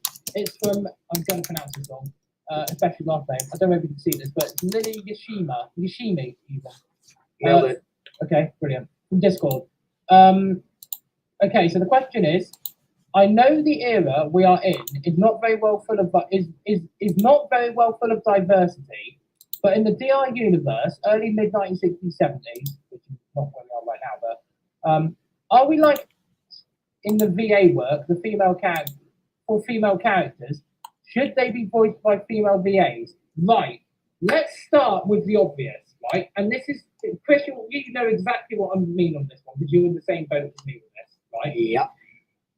With regard to female voice actresses, right, we don't know any. Like, we hardly know any female. If there were more females in this line of work or in this line of doing stuff like this, we would gladly have them. My thing especially is, in order to be a voice actor, normally, especially if I want to give someone a permanent role, you have to be my friend. Like, and I don't have that many female friends at all. Like, I've literally got Tracy. She will not voice act for me. She's my partner, but she will not voice act for me. Any other females I know, like, I would not even reveal to them that I make TDRF for fear of dying of embarrassment. Same. You know what I mean? Yeah. But there just isn't enough female. Like, I'm sure there's someone mentioned some other voice, someone who does something similar to us. It's a girl who does it, and I don't know what the name is. It's Newton Abbott Saga, it's the Yeah. person who does that. Now, we don't know them. That's the problem. Like, they're probably great, and Newton Abbott Saga I enjoy. Never watched it. Hands up, But- never watched it. Yeah. Didn't even know it that's fine. existed. Thank you. But we can't just like reach out and be like, "Hey, you want to voice one of my favorites?" Because then we look like creeps. Yeah, exactly. We look cringy as fuck, and I don't like it. I already look cringy as fuck as it is. Yeah, But- exactly. Same. And I mean, it's difficult Yeah. because I did put out the call like earlier this year when I was still writing, and I was like, hey, it's, I might be looking for some female voice actresses, and it's like I got like a couple of responses, but it's like, well, what I kind of need more is for people to. So, for example, let's say there's some females out there watching this right now, right? And you want to maybe take a shot at doing some female voice acting for either my show or someone else's show. join the Discords, join in the calls. Let's see what your voices are like, and we'll get to know you. Then we might think about it. But I can't approach just like a random girl on YouTube and just say, hey, do you want to voice act for a girl for me for like, you know, possibly upwards of 5 years. You know. Yeah. As for the other part of the question, which was why are we going to see more female staff? Who says there isn't already female staff? Just because I don't show them doesn't mean they're not there. Like in my head, anyway, there's like male and female staff. There's all sorts of staff around the VR. You know, and actually, kind of just go on with this one because I'm pretty sure this is going to be a thing. And I don't want to be too controversial on the stream. Like I don't like being that controversial if I can help it. Regarding, because and stop me if you think this is going to get like awful, but with regards to like voice acting and the trans community, or whatever you call it, like the LGBT whatever community, the problem is it's all well and good saying, like, say for example you're a male transitioning to female. It's all well and good saying yes, I'd like to voice a female in the show, but you also have to sound like a female. I'm lucky in the respect that I somehow am able to sort of pull off female vocals sometimes, which is why I look like, for example, Hannah Repulse, Leanne, Linda. I voice them myself because I trust myself to do it. But if I, like, for example, this year, the first time the second time I've ever had an actual girl voice a character. And I wasn't that impressed the first time I had it happen because, like, there was a few pronunciation problems and, as far as I know, actually, forgive me if she's still around, but the actress for that one, Victoria Broski, I don't hear from her anymore. So I can't really ask her to go again for voice lines or whatnot.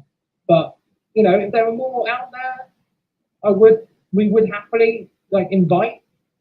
But if there's not more out there, we have to improvise with what we've got, don't we? You know? Yeah. And, you know, a few things to add that are very important, right? Yeah. If you are interested in voice actors, and this goes for anyone, whether you're like girl, male going female, like within trans and stuff like that. If there is a casting call, send us a voice clip because then we can listen. And if it doesn't sound right for what we're going for, at least it's you tried. just because of this. Yeah, you tried, and it's not because of anything you've done. It's literally just because we are very well. Especially, I know I am picky when it comes to stuff and how stuff is supposed to sound. Yeah. The amount of times I reach out to my voice actor and go, "Hey, you did well, but try again." It's not to be a dick. It's because I have a particular way I want it to sound and want the story to flow, and I know Tom's the same. Yeah. With like females that I know one that is willing to voice for me, and that's my IRL friend who somehow doesn't bully me for the shit. I'm amazed. And the third and last thing, when it comes to female crew and staff, you gotta remember this is a game where we have limited assets. And we, especially like people like me and Chris, who are not very well versed in anything like that, we can't just create these assets. I mean, Christ, a lot of the stuff we do, either we have to ask for or very much ask. I mean, especially human characters, there are hardly any decent human characters out there to use. That's why we have to recycle so many of them. Yeah. You see the bowler hat guy everywhere. You see Mr. Start everywhere. You see every character we use everywhere, and we just have to go, oh no, they're different, but they look the same. Because what can we do? And that's the problem. Yeah, exactly. That's the point where I say I would like to add more female staff. Like I could do that now. I don't care about diversity. No, I don't and care the either, times, really. when I say diversity, I mean like diversity of the times, like how the times were back then compared to how I make the story. Because I don't care. I can retrofit it to work. However, if I don't have the staff, aka the characters look like it, what can I do? I would love to have a female fireman, but there are none in game. I'd love to have a female station master. We have none. That just reminded me of some controversy about TS World 2, where people are like, oh, you shouldn't have, because there's obviously in Spirit of Steam, there's female firemen or female drivers sometimes. Like, oh, that's not correct for the time, but it's fine. It's fine. It's 2022. It's 2022. It's fine. Who cares? Put the boomer juice down and move on with it. Like we should on. Yes, I was literally going to say, in moving on, shall we? Because we spent a long time. I will say thank you, Lily, for the question, though. I have It's an actually, important question. I have been speaking to Lily in calls, and actually, do you know what? Because well, I'm not going to say I'm kidding because I'm not 100%, but yeah, we'll have to talk a bit more about that. What I'm going to say, I'll talk The about cards it. are there. Yes. And also the question would be asked if there wasn't something there. Next question then. Let's see, because we need to really move on. CCT Mitch has asked, will Goose go back to running Soma Auto trains once he's returned to Steam? I imagine he probably will. I'd like to think he will anyway. I'd like to think he will go back to doing the Soma shuttle, but I'm hoping he'll also have a lot more varied work. Because Mr. Chairman will probably want to keep him busy anyway. I mean, Chairman's going to want to earn that sweet, sweet money for Redacted. So, you know, spoiler alert. I'm actually not going to reveal that spoiler because I'll talk about it next time. Next question from, I'm going to hopefully pronounce it like Kobe or Kobe. Kobe. I've been speaking to him in chat. He's actually a really interesting chap, actually. I'd like to speak more to him about things. I literally sat for about, I think it's like an hour and a half just listening to him talk about, and funny enough, talking about the LNER, and it was like, I'm interested. He's got, in fact, if I ever want someone to narrate my life, I think I'll probably get Kobe to do it. That's fine. Keep going. That's pretty sexual. I'm really sorry. So let's see. Was there any real life inspiration behind the in-game scenery you did for the route building of the Dark Railway, including to Barborn and the Castlemans? As for either of the routes, were there any places that you route built? Oh my God, ramp working. As in for either of the routes, were there any places that you route build a certain way for some kind of meaning? Okay, so inspiration-wise, I'll go first. So if we start from Mirkun isn't really inspired by anything. Let's see. Manston 4 was inspired by, along with Belgrave actually, places on the Great Central Railway, so on an island platform. Upway Station, not really inspired by. The only place inspired by is Upway, not scenery-wise, but like location-wise, Upway on the Southwest Main Line. Woolchurch, again, not really inspired by anywhere. Lake Holt, the original Lake Holt, is inspired by Lake on the Isle of Wight. Actually, no. Gallen Junction, no. Colhapper, no. I'm just trying to think which scenery bit. I mean, Belgrave is heavily inspired by the Great Central Railway. You'll see that it's actually more things beyond Belgrave that are actually inspired by other places or like route built a certain way. Like, for example, at Belgrave, I specifically designed it to be in a cutting. You need to run out of that. Okay.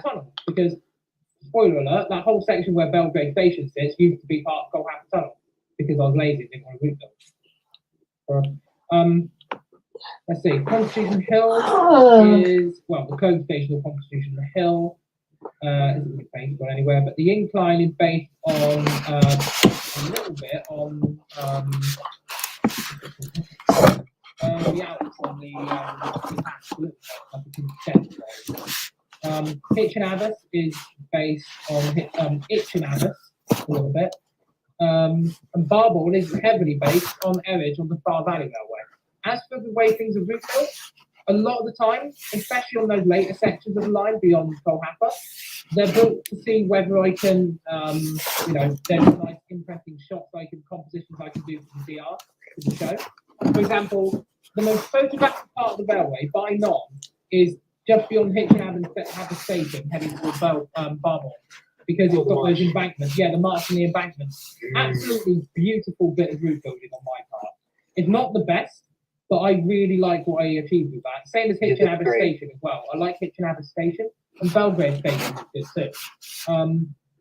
But yeah, I mean, the only reason there would be any kind of meaning a lot of the time is actually more in the names of places. But yeah, that good question, I suppose. I can't really. I'm sorry, I haven't really answered it very well, but thank you for the question. I am actually gonna. There is another question. I will mention it was from Dragon Queen, but it's basically just asking, will there be a 12th season of TDRS? I've already answered that. Yes, there will be, of course. Let's see. So next question. Actually, these are the first questions that are coming from YouTube. All the questions we've had previously were submitted to Discord. There is a link somewhere for the Discord if you want to join us. Yeah, poke. The rest of the questions that I'm going to answer are from YouTube, and then what we'll do is, I'm probably going to have to go for a cigarette or something. but then I want to do like a quick fire round on answering questions, maybe. So I might get, I don't know, you guys to discuss some stuff while I'm maybe going for a quick smoke, that's all. Maybe. Airspeed velocity of an unladen swallow. Yeah. Shall I finish answering the question first, or shall I go and turn my head first? I say clear your head first, because then the questions are more coherent and you might be able to read them more easily. Yeah. Okay. So we'll start with, well, we'll do the YouTube questions next then, everybody. I'll keep the visual running. I hope you guys have been enjoying it so far.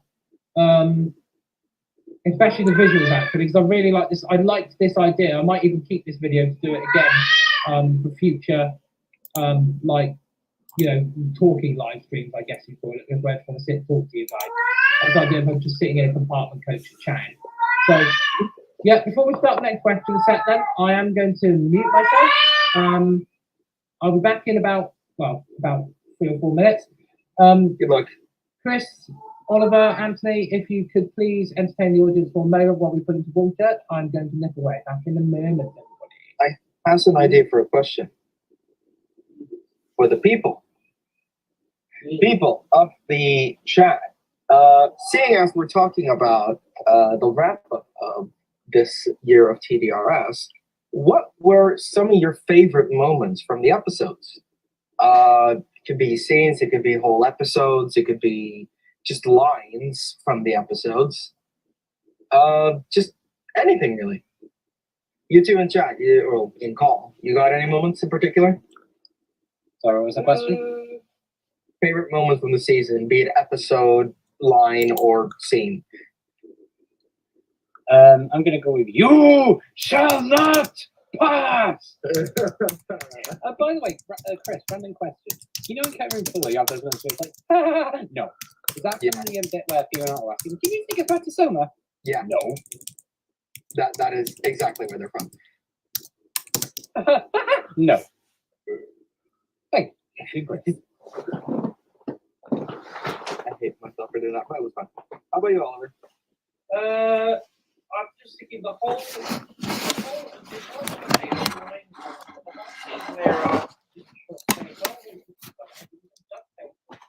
No, you don't quote. You come near No, me no, like that's like a fire on my son is running inside your Yeah. fucking face. I love it, Andy, brother. That was so good. I have to say, one of my favorite moments, as a whole, was Goose's and crushing the feet, and then poking it again at the end of the season. I just love the whole. Riley did so well with his emotional lines. And what makes it all the more funny, like when you're watching the what's going forward, that bit was just rambling through it. It's like, come on, Riley, do acting. Do acting. Oh wait, hang on. Fuck, people at home. I'm gonna regret this. Quick, Chris, do the seagull shout. Honestly, you know, one of my favorite moments actually was to see my Andy Richards with Kevin in episode 3. Oh yeah.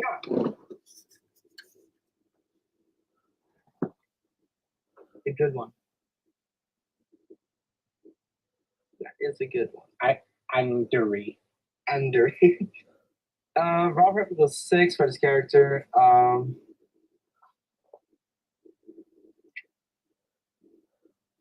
When Goose arrived at the museum, that is a funny one. Whack ass lines from me, yeah. When was the short guy's weapons? Very fun moment. Very fun moment. I love the way, and this is like actually props, Oliver. I love the way you deliver the band line. It feels like genuine, honest confusion of the what the fuck did I do? And it's just like, dude, what did you not do? It's very well delivered. I really like that one. It's just like, bad. You can't ban me, but what will I do? I don't have any transferable skills. Yeah, Well, you do. Feeling sorry for yourself. Ba-da-ba-ba-da-ba. I'm not sure that's anything that gets you a job in the workforce. Oh, it does if you're rich. It does if you're politics. Anyways, moving swiftly. No, there were some good moments in the season though, like the whole connection between Eddie and Goose. Goose like showing to Eddie that he's different, but not different at the same time. There's so many funny moments. Being Otto being skinny as usual, me ripping my vocal cords slightly less than I did a Volbeat, but the you shall not pass. Bus shouting, "Yes, you idiots!" Which, thank God you have solid vocal cords, Anthony, or that would have ripped. I make no apologies. Jesus Christ. I love how someone said Mr. B should be given a howitzer. Everyone's just like, no. And I'm back. What happened? Just ask what everyone's favorite moment from the season was, or scene, or something like that. Oh, my favorite moment when it finished. I Only because, like, oh my mean, God. like used to finishing. Anyways, Wow. Only as I say that because it's yeah, it's kind of why, like I said earlier on, I want to slow down after season 12. well, you're getting older, not old, older. I'm gonna say, what do you think your name is, Andrew? He's been doing that all day, like literally last like week or so. Andrew, as in Messiah, he's just been calling me old all the time in chat, and it's like, dude. Yeah, but he's a fetus. Like, come on, Andrew, if you're watching this, I love you, man, but like, you're a fetus. Yeah, I did too. Like, I'm sorry, like, old by proxy. you're talking about being old and you say Andrew. What? Does Prince Andrew come forward and say, "I'm sorry, Tom, you're too old for me"? whoa! You can't just say that on stream, Anthony. You can't do I just things did. like that. You just can't do that. I mean- am so offended. Right? I'm literally totally offended right now. I don't even know what to say. Too old. Anyway, Next question? yeah. Next question, shall we? Let's do the questions, then we can hopefully do some quick fire, and we can just have a chat I think, after that. Click fly. Right, so let's do the last of the questions are now the YouTube people who have asked. So, so it'll be usernames from this point onwards from YouTube. Thank you everyone who did actually contribute, and yeah, let's go. So Thomas Weekly has asked, have you ever thought of having a USATC S160 in TDRS? I did think about it when they first came out, and I did think that would be a nice way to have an American voice actor, especially one who could be quite brash, but I think over time, like, you know, I've just kind of lost sort of that interest in the S160s a little bit. They're good locos, but I just don't sort of, want to play with you. yeah, pretty much. A little bit. And plus, like, you know, Dub D's cool. I might get a Dub D up there. Hell yeah. Hell yeah. Also from Thomas Weekly, another question. Will we ever see an episode where a Castleman's Railway engine visits the Dark Railway?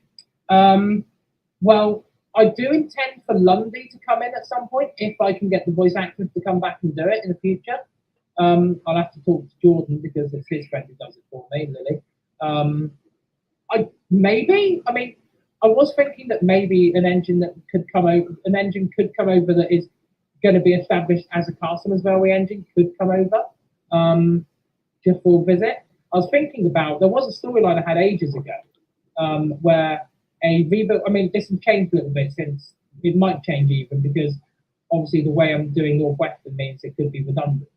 But I was thinking about having a, you might have seen it on the train spot section earlier on, a rebuilt Patriot, Sir Herbert Walker KCB, was going to be the only rebuilt Patriot in preservation, or one of two.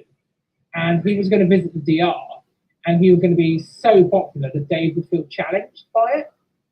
But I'm probably going to drop that storyline due to what I'm doing with Dave and Rick next season. But I definitely know one character that won't be appearing on the DR because he will be fucking lynched. Yeah, Rob. No. No. Rob Harry. would, yeah, Harry. Yeah, no one likes Harry. No one likes Harry. He's a dick. And we love Glenn because he did great. I'll tell you what, like Okay. Glenn's voicing for Harry was actually like top notch. I'm definitely going to get Glenn to come back and do something else.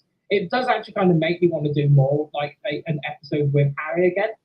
But having I maybe love how, like, to me, I love how Glenn Clayton just like is constant petulant child. Yeah, I love that as well. It's great. It's just like he's such a knob. It's like the thing is like people didn't like Bellatrix when he first came in because he was such a southern supremacist. But it's like, have you met Harry? Look at him. He's an absolute arse. But you know, it just kind of I don't know. I think with Bellatrix it was more like an attitude issue. With Mr. Harry, it's more of a yeah, you're a prejudiced cunt. Yeah, basically. I mean, Bellatrix was a bit prejudiced, but I think it's because he was hiding his own insecurities, which Yeah. I think we did establish, which is why I sympathise a lot more with Bellatrix. Because With your secret Bellatrix. yeah, exactly, yeah, I knew secret Bellatrix, and if you don't do what I tell you, I'll fuck you in the tender. I still know how you missed that until like I told you, hey, did you hear the sadistic version? There's a sadistic version. Yeah, and I was like, that's a sadistic version that's going in cutting room floor.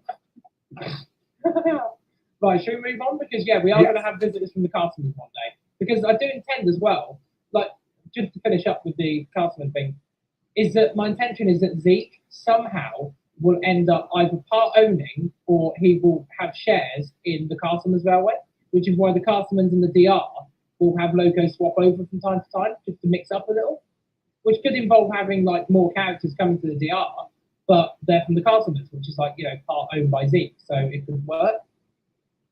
And then sending some away so that you don't have an overcrowd. Which You is could- exactly why I had Eustace and 257 go away with it. Yeah, and you could also do things like take Castleman and just put them in the museum. Yeah, Like- that's an idea. That is an idea. You're welcome. By No, the no, way, I already had the idea for this, but yeah, we'll talk about that. right. Yeah. Let's move on. So, old programs and vids.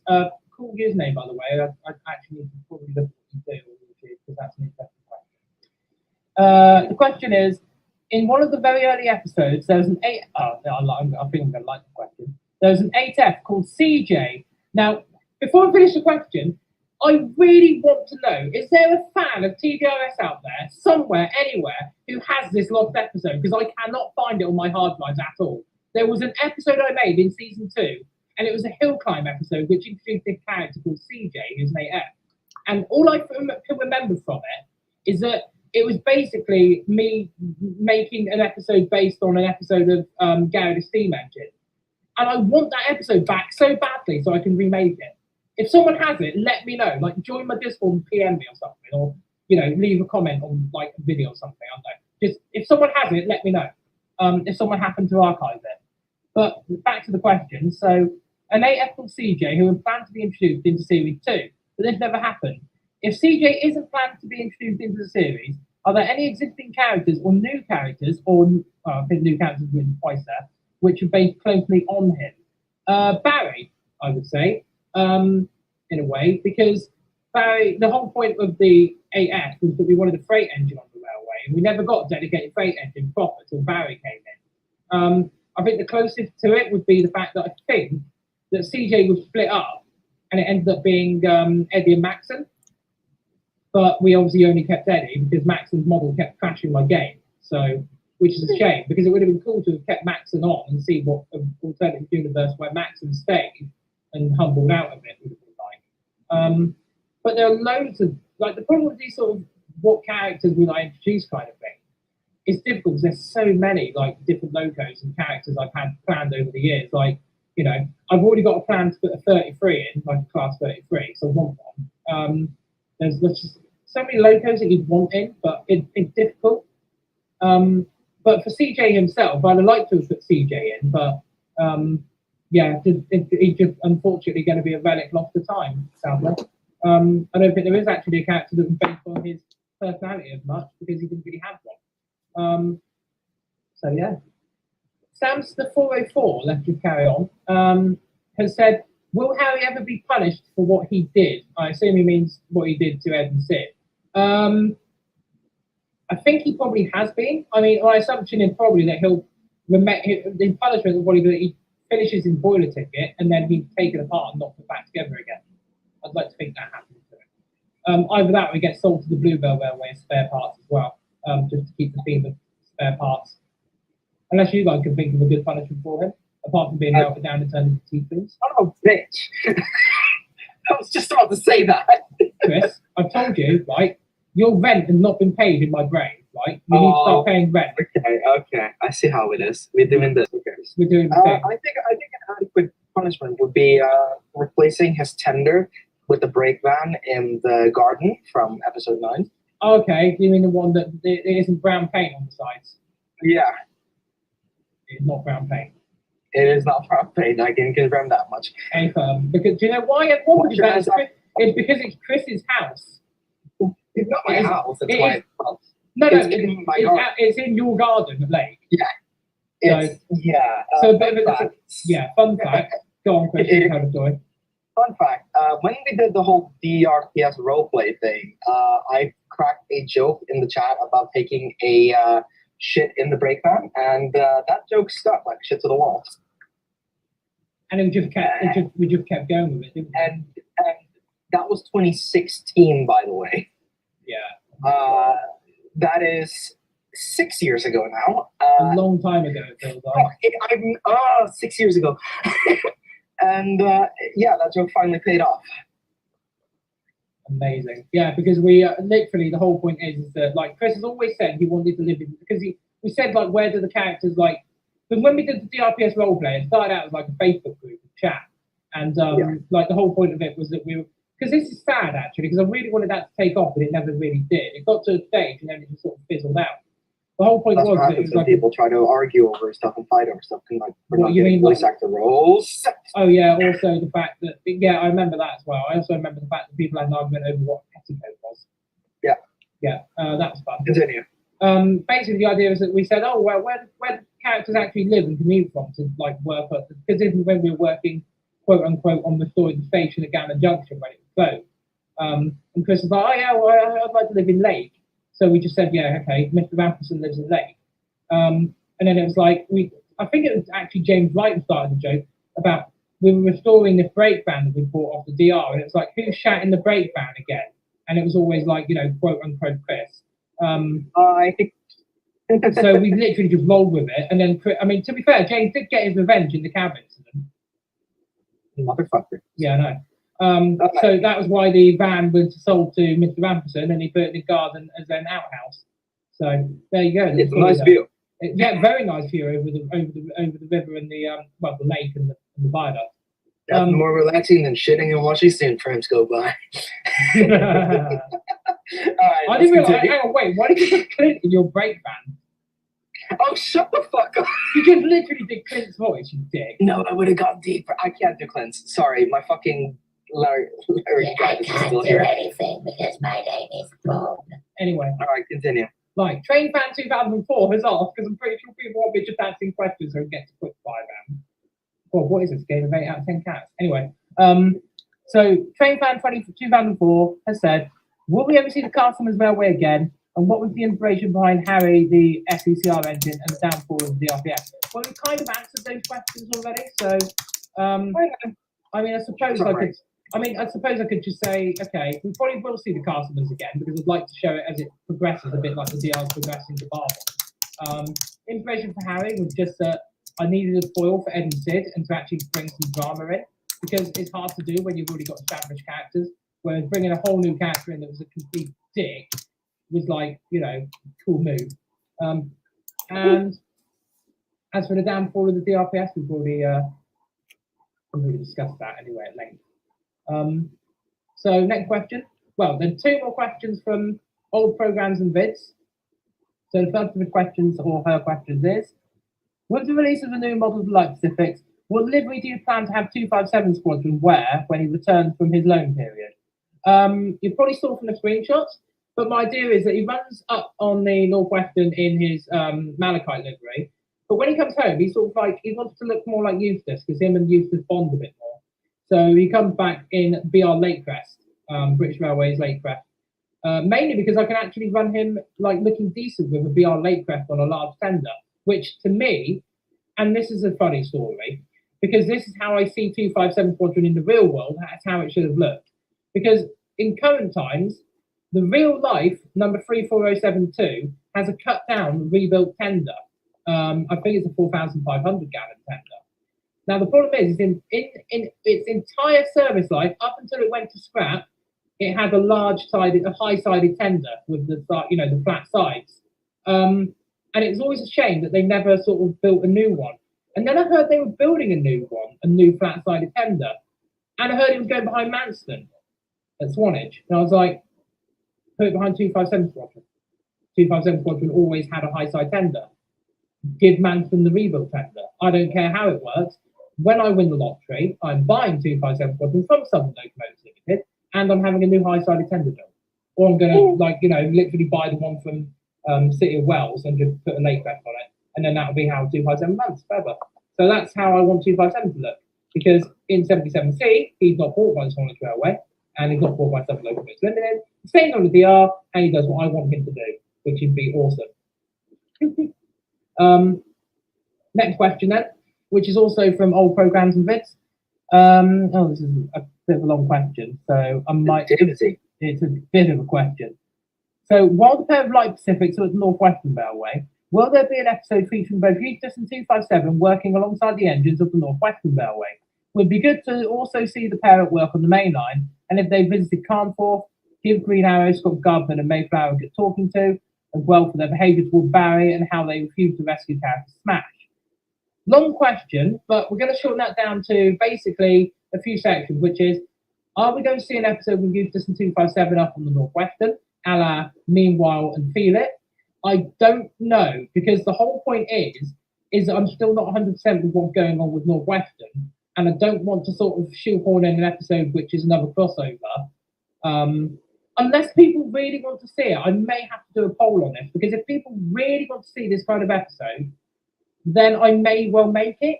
I don't intend to, but if I don't really think I should. That's the thing.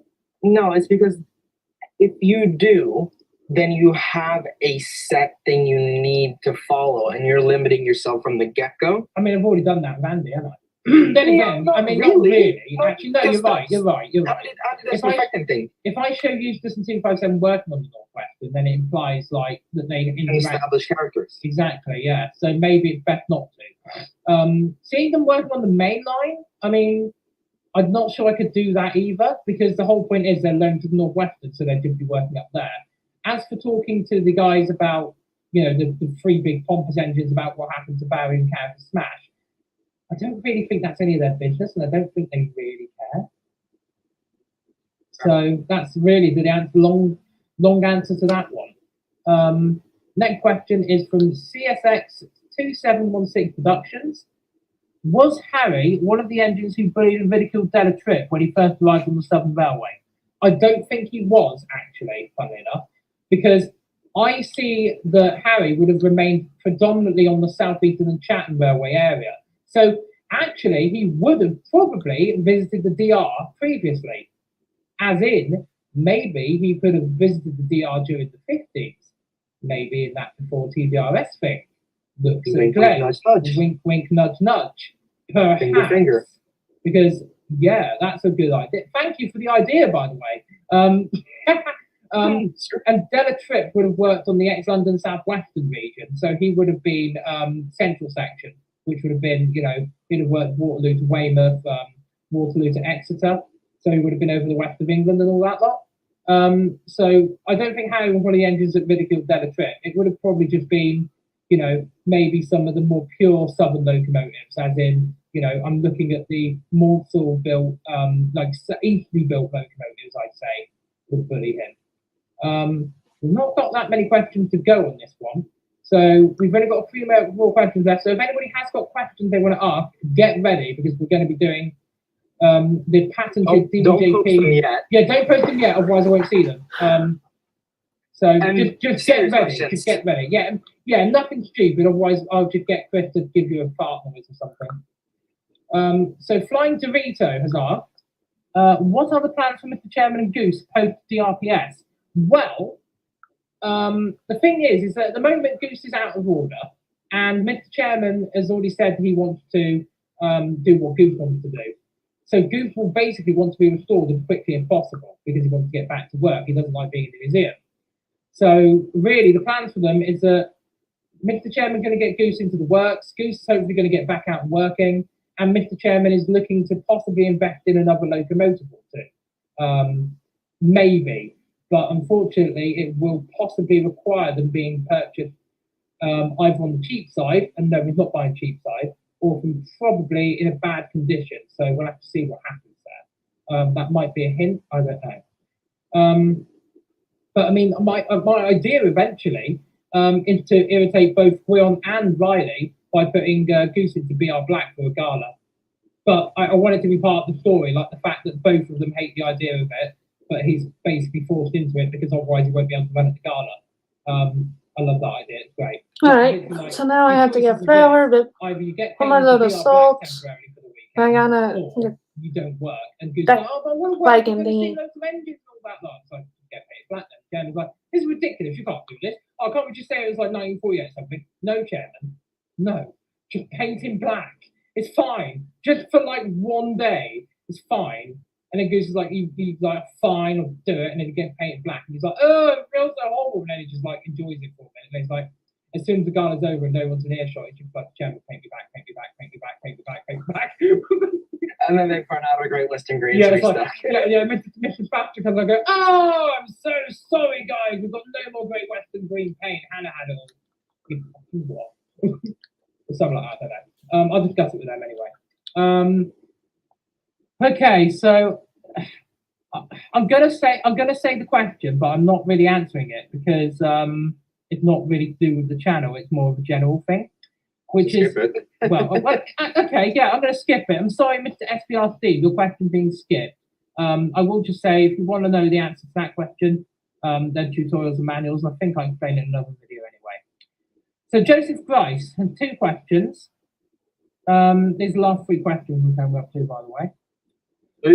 Sorry, I need to cough. Who is your favourite human character in the series? So if I rank them, or like, so what are the human characters that we mainly have got? We've got Mr. Dark, we've got Zeke Dark, we've got Mr. Smash, we've got Mr. Chairman. Who else have we got? So that's basically the main 4, isn't it? It's like the main group of people that you have. I mean, like, obviously like, we've got like people like, you know, Dexby's been in the background, but he hasn't spoken really. You've got like, you know, various other humans that hang around. the drivers, drivers. The vandalists, there's a lot of different stuff, really. If we say the main 4 then. Yeah. So I really like Zeke. Zeke is probably my favourite, but it's a very close tie with Mr. Smash. Mr. Smash is just legendary. Mr. Smash is a fucking legend. I love him so much. I was very, very drunk. Yeah. What did you call me at 3 a.m. asking about a ransom? I was very, very drunk. But Zeke is great because he's shown to be so humble, and he's also been able to stand up for himself against Mr. Short last season. And you can really tell that he's got the exact opposite sort of, well, not the exact opposite, but he's got a slightly different way of working than his dad. Because Mr. Dark, he's very stern, but he cares, but he's just very stern. Whereas Zeke he cares more than he's stern. Like, he doesn't really tell anybody off very often, and he's very honest as well. I know he needs to, but when he needs to, he's when he needs to, be reckoned with. yeah, exactly. I mean, look at how he dealt with. Oh, who's he dealt with? Well, yeah, he dealt with Mr. Short, like absolute legend. But then again, he had the backing of Chairman and He would have done it alone. Come on. yeah, He's maybe. a bad motherfucker. He is good. So yeah, Zeke, I think, is probably my favourite human character, especially because I mean, one of my defining moments for Zeke is probably the episode like in Outro, because in Outro he talks to Hannah. He's so determined to like get Dave prepared, ready, so that Hannah could see him again. He counts Dave as a friend rather than an object that he owns, because and even with Colossus as well, like you saw how he was with Colossus. He went to Colossus for advice. He went to the engine he purchased from scrap for advice. And it's like, I love the way he interacts with the engines. You can tell how much he cares about them as actual, like, living machines, like living beings. It's a bit like how Mr. Chairman changed a lot. But yeah, so I'd say Zeke, definitely. Mr. Smash, because he obviously taught Zeke everything he knows, along with his dad. But Mr. Smash just sort of has something about him. He's an engineer, but he's just such a badass engineer. He built this entire fucking steam engine, for Christ's sake. You know, an entire new engine using just blueprints him and Zeke got together. He's tough as well. Like, you don't mess with Mr. Smash. Like, even Theo and Otto are terrified of Mr. Smash. It's great. I freaking love it. Like, they don't normally take shit from anybody, but if they look at Mr. Smash the wrong way, he will take them apart, mix their parts up, and put them back together the wrong way. Yeah. I'm gonna stop and grab a burger or a little pizza or something. What do you want? Burger. All right. I might be home a little late, just so you know that Dad is coming home and no dinner. So I'm just, I'm running over there now, and I just had to go look at a piece of property to freaking, move my business. What's going on with the office? I'm moving it. I'm looking to move it. I'm looking to buy something on rent. Oh, you wanted something permanent. Yep, exactly. Later. Yep.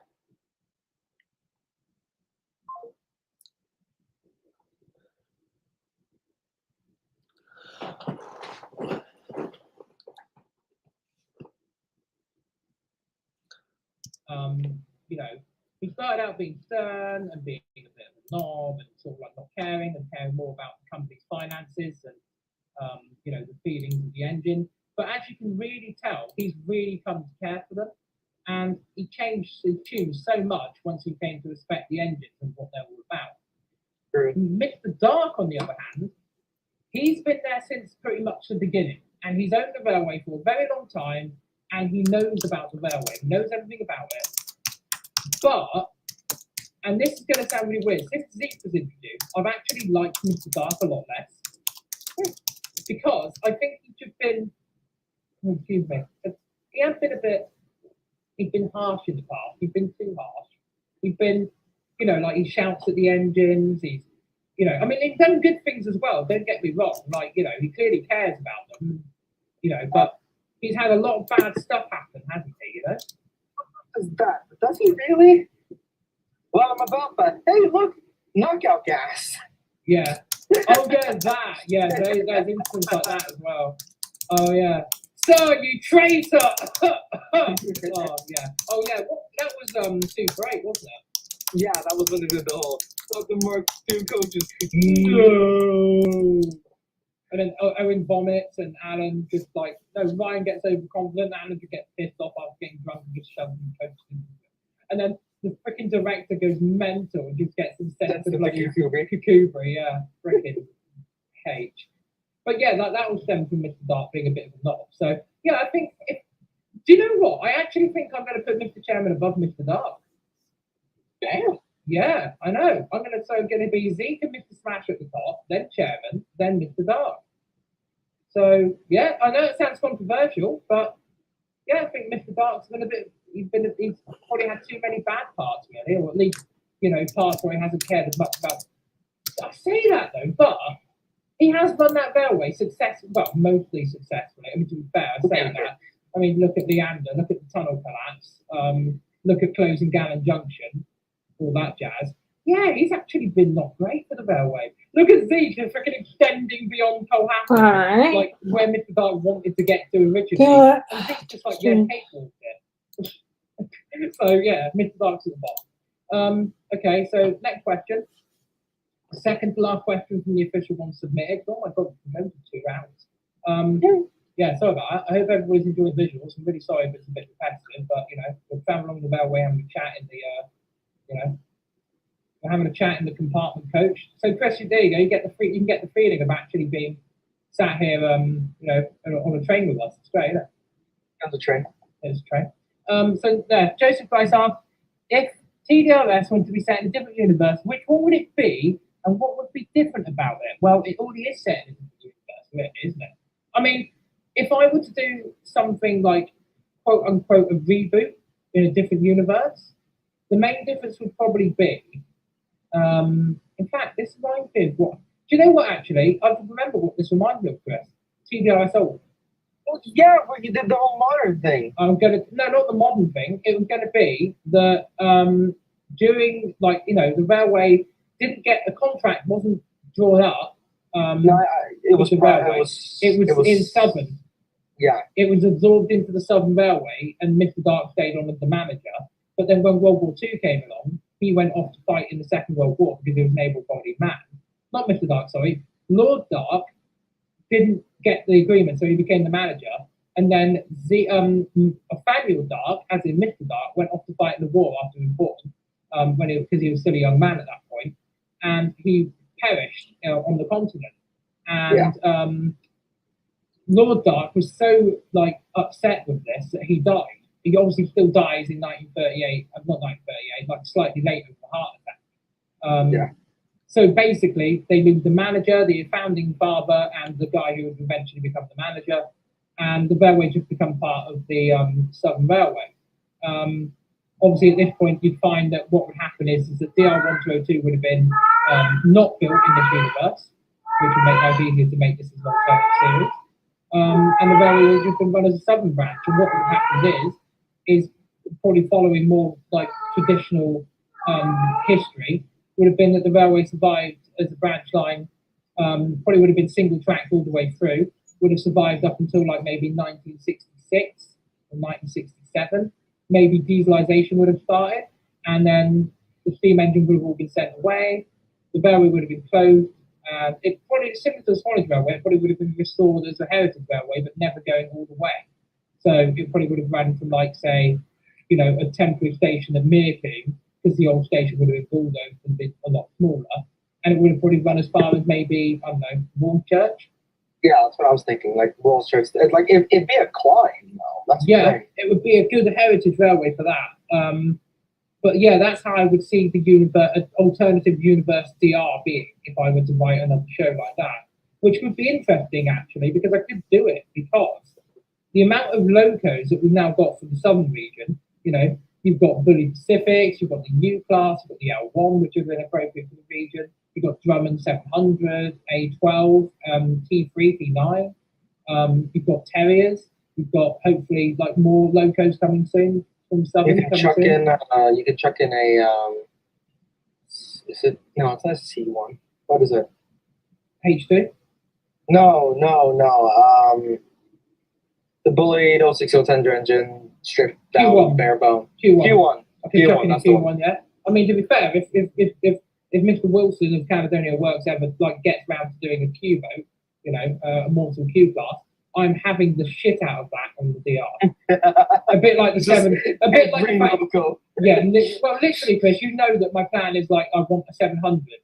You want a 700. I want a 700. We all want a 700. Sexy. Black Motor's fucking awesome. I mean, this sort of goes on. I can say it's a bit late with the video, but my plan is to have some loco going into the museum, and I think 700 is probably going to be one of them.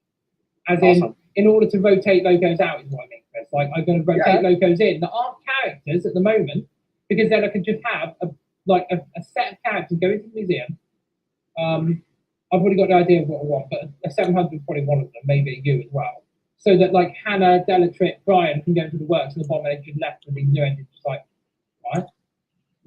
And Goose as well, right? So yeah, I mean that's to answer the question. Yeah, that is how I would see the DR being set up in a different universe. Basically, get taken over by the Southern Railway, existing to British Railways as branch line. Changes would have been things such as Lake Station going a lot earlier. Yeah, sorry, Chris. Upgrade probably would have been turned into a halt or even taken out altogether. Manston 4 probably wouldn't exist actually, because it's just a suburb of Meerking. Or even better, Manston 4 would have been the Meerking station. That's not a bad shot. And then you could, that would be because that would make it it would, but it would mean that the gradient would probably be lesser. But yeah, basically there's a complete different history I could come up with for the DR. Great.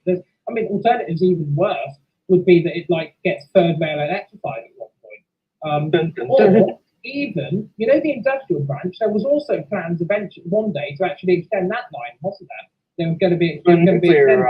No. beyond the industrial estate, there's always been that bit that Oh looked like yeah, it carried yeah, on. yeah. With, And it- with fishness, yeah. It was going to carry on and go to a different town further on and become the main part of the DR. And the Mirku, like the station at Mirku, the main station at Mirku, would have been just a branch terminus. But yeah, that's thanks, Joseph. You've given me some that reminded me of that. I really appreciate that actually, because that's a really good idea that I hope to do with other people with at some point. Right, so final question of the submitted questions. It's only taken me 2.5 hours to get to this point. Good job. Good job. And it's a really, to be honest, it's a really. I'll just say the question. So P Clark Productions has asked me, how did you come up with your channel name? Well, it's quite simple. Back in 2007, started dabbling in music production, and I came up with the name Dark DJ because I was being an emo at the time. And so I just literally added production to the end of that to make my YouTube channel. Because originally I was on my own channel with my normal name. And then when I started making TDOS, I was like, well, I'm producing again. So, Dark DJ Productions. And that's basically that. So, There's one question that's been missed though, what's that? because it hasn't been said yet. What's that? And this is from me to you. Okay. Back in the day, before I met you, back in let's say season 1 to season 4 days, Yeah. what was some of the most annoying things you had to deal with the game, recording, everything that nearly made you quit? Because I'm pretty sure you have a few stories there. Do you mean like the fact that Max and Model kept crashing my game and making me Well, want to that's what inspired me to think about it. But are there other things than just Max and fucking you up? real life things sometimes. Yeah. I mean, there's things like that. There's also my self doubt. Like back then, I was like, I'm making this, and I was more like worried that people thought I was copying Reese and other people. I didn't even think it was going to take off as well as it did.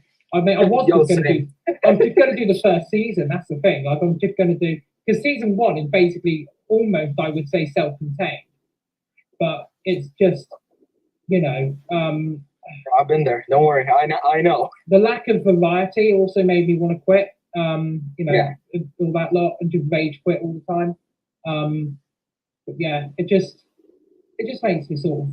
There's loads of different things. Models not working, not having the right models in game, the difficulty of route building in the game sometimes, not getting shots that I want sometimes, not getting the game to function the way I'd like it, not getting AI to do what I want it to do, not getting the graphical fidelity that other people have. Because remember, what a lot of people forget now, looking at my screen right now, is that for the longest of times, I was incredibly jealous of everybody else that I knew.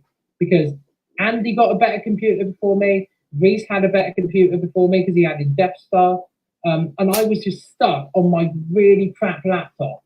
And I just, that was actually probably the darkest time that I wanted to quit, which was when, and it was, I know it sounds, it's horrible now in retrospect, because it basically was like jealousy, because I was so jealous of how well everybody's games looked and ran. And there was me with all these ideas in my head, and I just could not get them down into a visual format that I was comfortable with, because I just felt I was always second class to everybody else. And then when Will and me came up with the idea to restart the Patreon campaign in order to build a computer, and then we actually managed to get this computer built. And I remember that night in my old flat, that first morning, that Gwen had come down. I'd taken him out to dinner. I think it was a KFC we went, but I took Gwen out for dinner. Nice. Very nice, yeah. I mean, you have to take him out for dinner on the first date, don't you? But no, me, Tracy, and Gwen went out to eat, and we came back, and Gwen was there building up the computer, doing all the stuff, because I would have no idea how to do this. Like, if I didn't know, I'd just go and buy one off the shelf, basically. And in fact, if something does go terribly wrong with the computer and I can't get someone to fix it, I literally would that be the case. But I remember that joy. I don't know whether anybody remembers it, but the joy on that very first live stream I did with the new computer. GIF. You have the GIF. Put it in mod chat or something so I can watch it. I will find it You after will I find dig through my it. phone later. Okay, fair enough. Yeah. But yeah, that wondrous joy I felt when I saw when we can basically Will said, yeah, load at the DR, and and at first I was a bit disappointed, and then we worked out the settings, and I cut all the point lights off and everything. And then we got through Manston 4, and I think it's because we came under the bridge, under the tunnel occlusion under the bridge. And I literally freaked out on camera. I was that excited about it, right? And I knew from that point, it was like, I'm going to be able to be a big, like, I say big league, but to me, Reese and Andy were the people I looked up to because they had such good computers and things, right? And their graphics were so good and all that lot. And I was like, I can finally be like my friends and have a decent computer, and I can run the game, and I can do what I want to be able to do. And it just, you know, it was that joy of knowing that like I could do more than what I was doing at the time, because that's actually another point, Chris. Yeah. Was my laptop. You probably might remember me saying this before. When the White laptop Knight, yeah. would be the White Knight, when I was rendering a video, if I'm rendering a video, the computer gets too hot, crashes. Like 95% into a render and it would crash. And I'd have to render the whole thing again. And I had to try so many things. I cleared all the fans out. I even went out and bought like a pad that the computer sat on with two fans, USB powered fans on it. And, you know, it was just such a pain. I was using Windows Movie Maker to make this stuff. And then, you know, I moved over to the Black Knight, and it was just like, oh my God, like learning Premiere as well was the best decision I ever made. Because originally I'm going to keep using Windows Movie Maker, but then Gwen convinced me, and I looked at tutorials and things, and I was like, oh my God, like I can, look how much I can do now. Now it's all just second nature. Like I can crank out episodes and videos and things and try and it just, you know, it makes such a difference. But there's so many stories like that, like, you know, the laptop crashing. The time the laptop actually, I spilled some Coke on it by accident. So I remember this very vividly, which is I got jump scared by, it was a WTL Network video, and it's where Trevor's going along the beach and he just suddenly sinks into the sand with like a really loud noise, and it shat me up, and I spilled the Coke all over my laptop and it switched itself off. And I was like, oh my God, I've broken it. That is the end of everything. I don't have any backup. I have broken it so bad. I can't remember what the question. We were just talking about like what made me quit. So yeah. Yeah, no, I think there's lots. The thing you need to realize, is with the with how much you have to work hard on your movie maker and the crap top, as I call it. Crap top, yeah. Imagine if you hadn't had those experiences, you wouldn't be able to work as well on the new computer, because you had a goal in mind when you had that new computer. You were like, I'm going to do the best I can. Yeah. And it's because of that I think you, to this day, in my opinion, you do some of the best filming, editing, and visuals, because you've been at the like bottom and wanted to get to the big leagues, if you will. Yeah, I know what you mean. Like, as in, so you put the extra effort in because you didn't start out with the worst graphics. Yeah, I mean, if I started out with like this computer, I probably wouldn't have put any effort in hardly, because it would have just been like, you know. Yeah, but you've been there, so you're putting in the effort, and it really shows. Well, I think so. I think so. That's good. I mean, well, to be fair, Chris, it inspired you to do something, so. Yeah, I was about to say, partly, like, what the fuck? Partly. But I blame you, Reese, and Andy for all this shit. Oh, we're so sorry for your loss. Yeah, now you know the pain. Now you realise the pain. Oh, I know the pain. I mean, that's the other thing as well I'm going to say, which is like, you know, I don't know how this sounds, but like it's also kind of weird knowing that this was my 11th season of the show. I'm probably in this particular niche of the internet of what we do. I know there are like Tom the Tank Engine ones, but I'm thinking more originally written and, you know, established an original Railway of original cast series. This is probably one of the longest running. And I've been consistently doing this for 11 years. It's pretty much all I've done for the last 11 years. And it's really nice to see how far it's come. As much as it's like, oh yeah, it would be nice if I had more, but I've got to remember it is a very niche market. The thing is, you can only grow so big within a niche market, and we are in a niche market. Exactly. And I don't see anything wrong with that, because in my opinion, the nicher the market, the more the viewers actually care, because it's something people like. It's not just a random video of a random gameplay because the streamer or YouTuber has a lot of money and is popular and we like watching popular. It's more, he's doing something I enjoy, connecting the interests, if you will. Yeah. And that is something I really, really enjoy doing. So now that we've because you asked that question, I don't know whether Oliver or Anthony had an alternate question they wanted to ask before, but I have switched over the stream back to the train spotting scenario again because we're going to move on. The GIF. You found the GIF. Well done. I am putting it in along with a picture of you that I have. Oh my god. Just to remind you of the olden days. Oh my god. And there you go. Oh my god. Oh my god. Look at that GIF. Jesus, yeah. Look at my hair as well. And my beard. Is that my beard as well? Jesus. Yeah, I don't know because Seb made this GIF. I don't know what he did to make it look like that, but hey, close enough. I've got the old picture saved in the back. Anyway, did Oliver or Anthony have another sort of question they wanted to maybe get an answer to? If not, we'll move on to quick fire round off the audience. Yeah, I can't think of anything else off the top of my head. So It's pretty large. me. Anthony? Not really. Okay. We got In that case, then, right. So when I say quick fire, what we're going to do for this next bit, if the audience out there would like to ask questions, watching live stream now, I mean, there's like 60 odd people watching at the moment, 71 people watching at the moment from my analytics. Ask away. If they're decent enough questions, I'll answer them. And yeah, as a team, maybe we'll try and answer the questions together. So let's go. Joseph Price, which is your favourite character from RTR or Tales of New Wessex? Clark. He's a dick. From RTR, probably Clark, or I like from bloody RTR. Oh, bloody hell. I know from Tales of New Wessex, I love Hercules. He's great. And I also like the way that Bryden's written. That's very good. Yeah, I guess from RTR then, it's going to be Clark and oh god, Jesus, this is really difficult. I can't do it. Not that, are they? No, it's just there's so many characters that got really. That's it. Fuck Ramsey. I love Ramsey. He's great. We're killing him. No. Let's see. Marge Owens.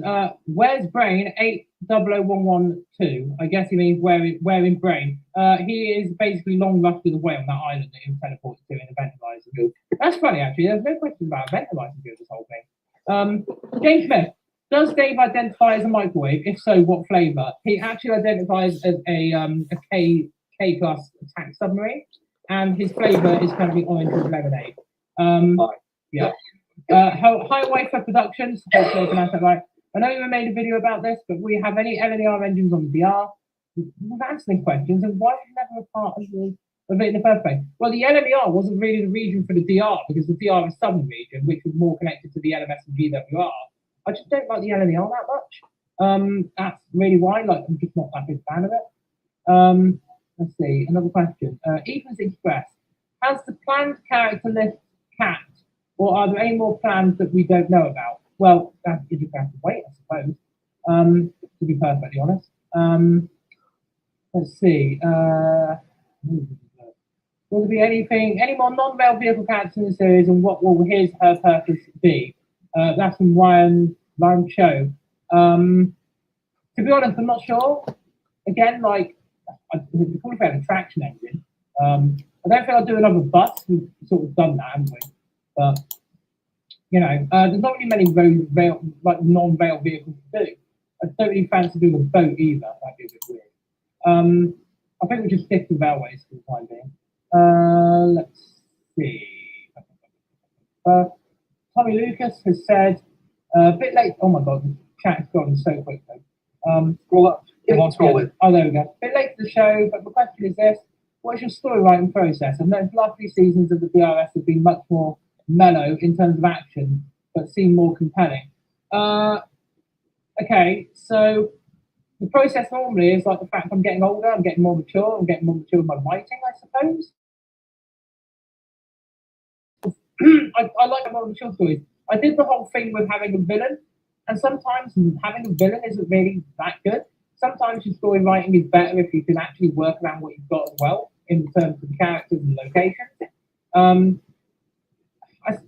Especially like villain writing. I don't really like villain writing, and I write more as from the mindset now that like this is a preserved railway with preserved railway problems. Hence why we had the coal thing last year.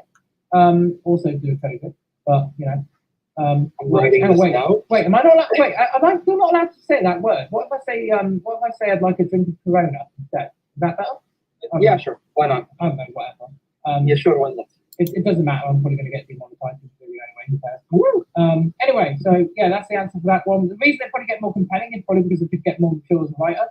Oh my god, the chat just scrolled. I didn't want to. Taj owners asked Ginty or Pug? Ginty. Let's see. JVDM as on how's life going good? If someone pointed a gun to your head, he said you had to put an American engine in your series other than SR imports, what would it? The SR imports? No idea what. Oh, no. I know Southern Railway imports like S100 and stuff like that. Oh right, okay. What would it be? Cab forward, down. Yes. Oh, cab forward. Oh mate, I'd have a cab forward. They're fun. You're welcome. Well, actually, I'd go cab forward or like maybe 1218 North and Western, something like that. Thomas Gray asks, what engine from an already preserved class would you have preserved? aka Papyrus, Trojena Castle, Royal Mail. I assume they mean like from classes that are preserved in real life. What would I have remembered the class? We got one. 2 by 7. Let's see. Here we go. NWR number 1 is asked, excuse me if this has already been asked, which I don't think this question has, but in the Isle of Sodor book, 80 engines numbers being taken into consideration in 77C. I don't think I want to sit here and do another 60 odd reskins. Oh, you'll be fine. Don't be a baby about it. I will die painfully. Neil M1989 asks, will there be other famous steam locos like Flying Scotsman and Mallard visiting the Dark Railway in the future series? I mean, technically FW Hawksworth, but that also doesn't really count. Not sure. Maybe one of the preserved merchants, perhaps. Like Clanline. Clanline's quite famous. Not sure on that one. We'll see. Jordan. Oh, Jordan's asked a question. Question for Anthony. As stated in Off the Cutting Room Floor, you stated shouting at Buzz really does hurt. What's it like shouting as Barry? Well, I don't know. Barry doesn't really shout all that often. Except at pigeons.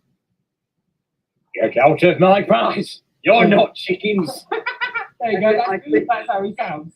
I think the answer is because you're doing more. Because Buzz's voice, Buzz's voice is so much higher. pitched. Yeah. Harder.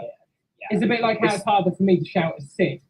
It's because it's limiting air, but, so it makes your vocal cords vibrate harder. But when you're pushing more air out, it doesn't vibrate as hard, which is why it's easier. It's easier to faint screaming in a deeper voice because you push out more air. But it's easier to damage your vocal cords in a high pitched voice because you don't push out so much air to compensate. Yeah, Exactly. pretty much. Yeah.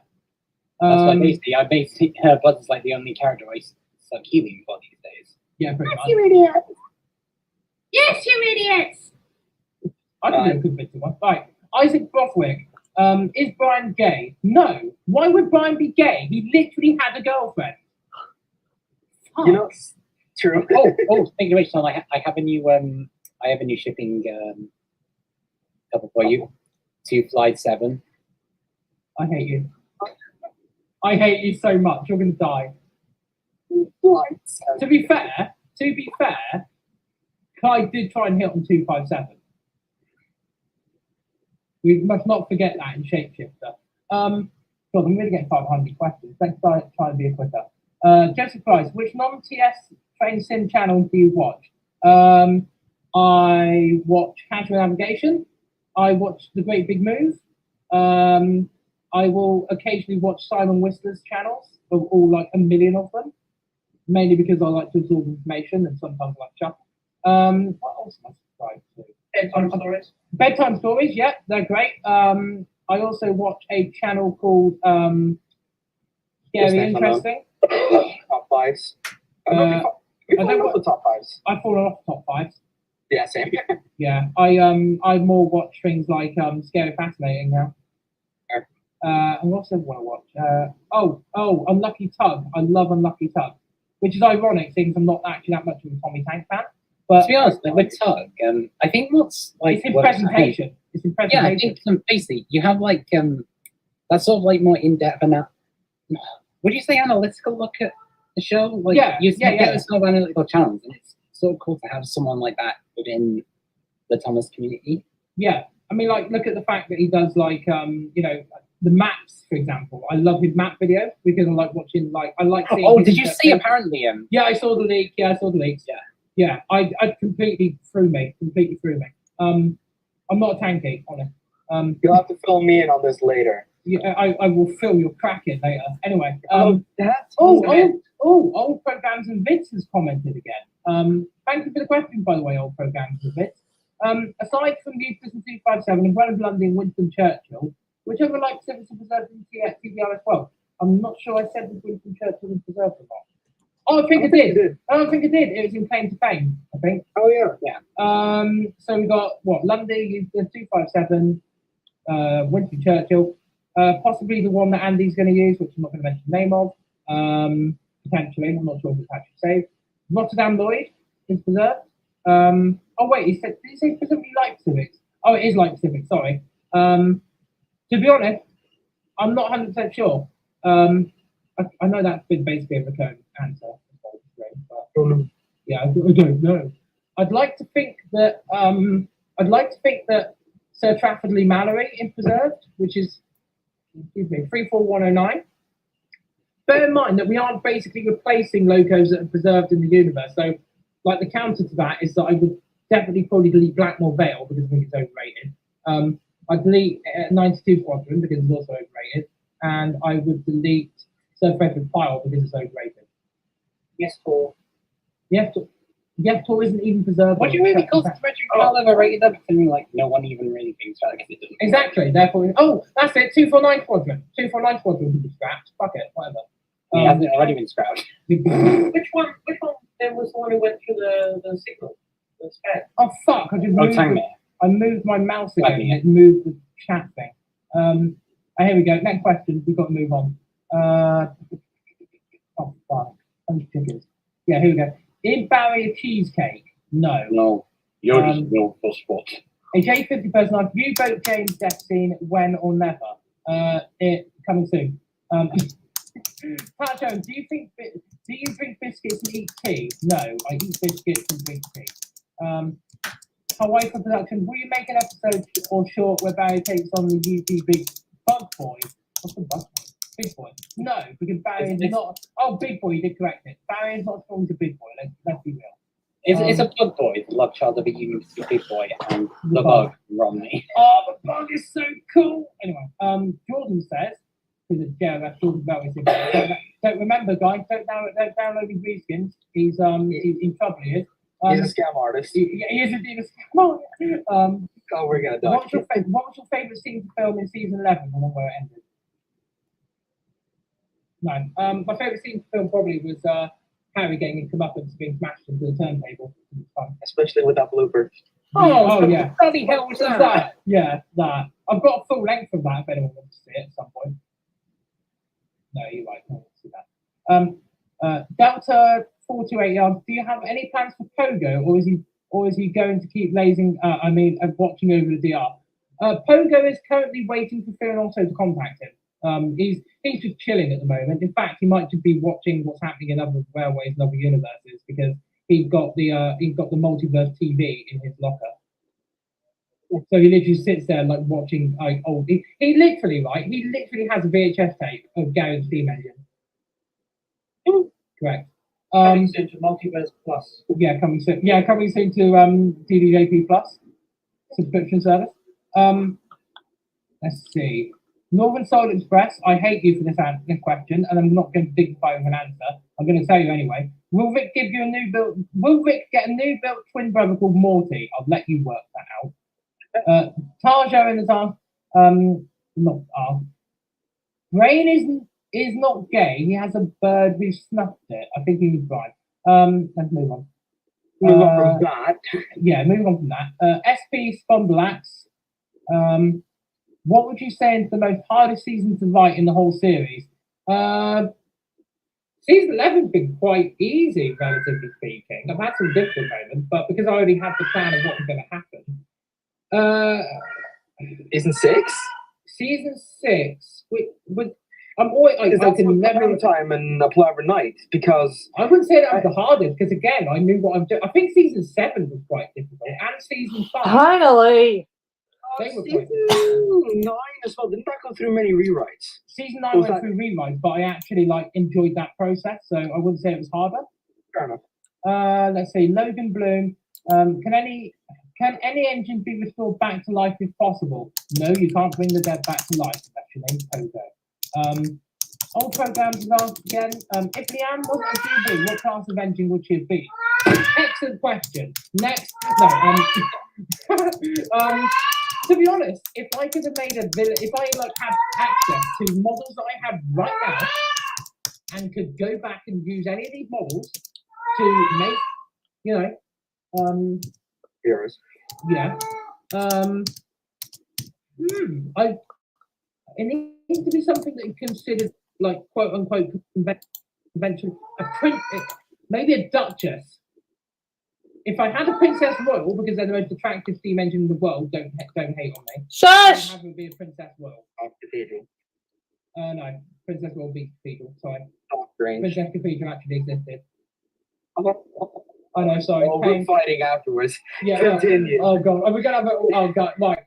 Tune in after the live stream if you come into the VC chat on our server, because you're gonna see a fight. Rapping words. We're going to be having words and it's talking besides words. Anyway, yeah. Let's get some more questions answered. Will Rick be an immature teenager? No, because maturity in the universe doesn't work the same way as it does in humans. It's how I see it.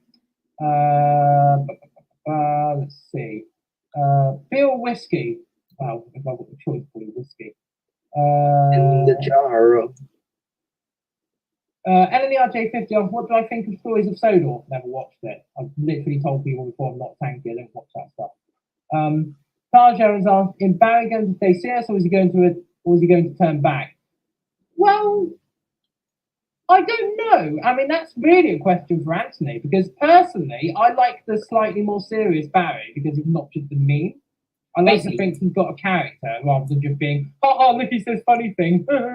Well, that's the thing. I actually agree with that. I like the idea of Barry obviously keeping that sort of funny edge, but having those more serious moments. One of my favorite Barry scenes this year, my favorite Barry scene this year, was his one with Zeno in episode 1.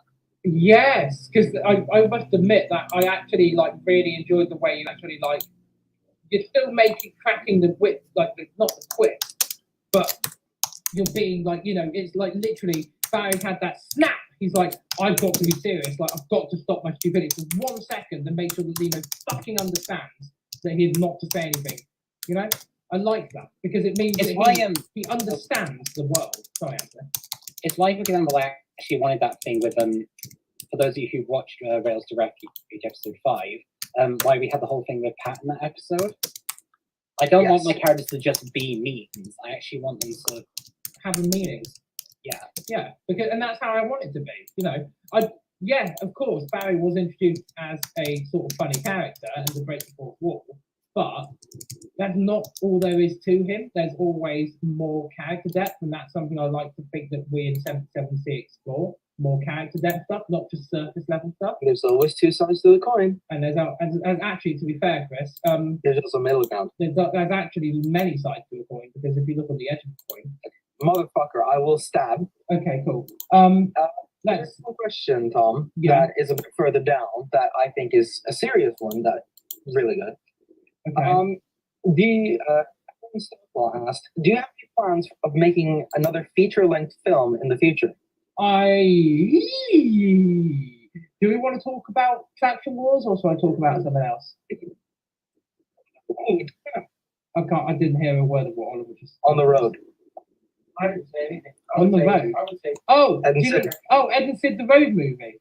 Yeah. I was thinking about that. Basically, Ed and Sid the Road movie would be well, Ed and Sid the movie would basically be. I literally joked with this Trace. I said like, you know, Ed and Sid episodes are like what, like a minute long typically.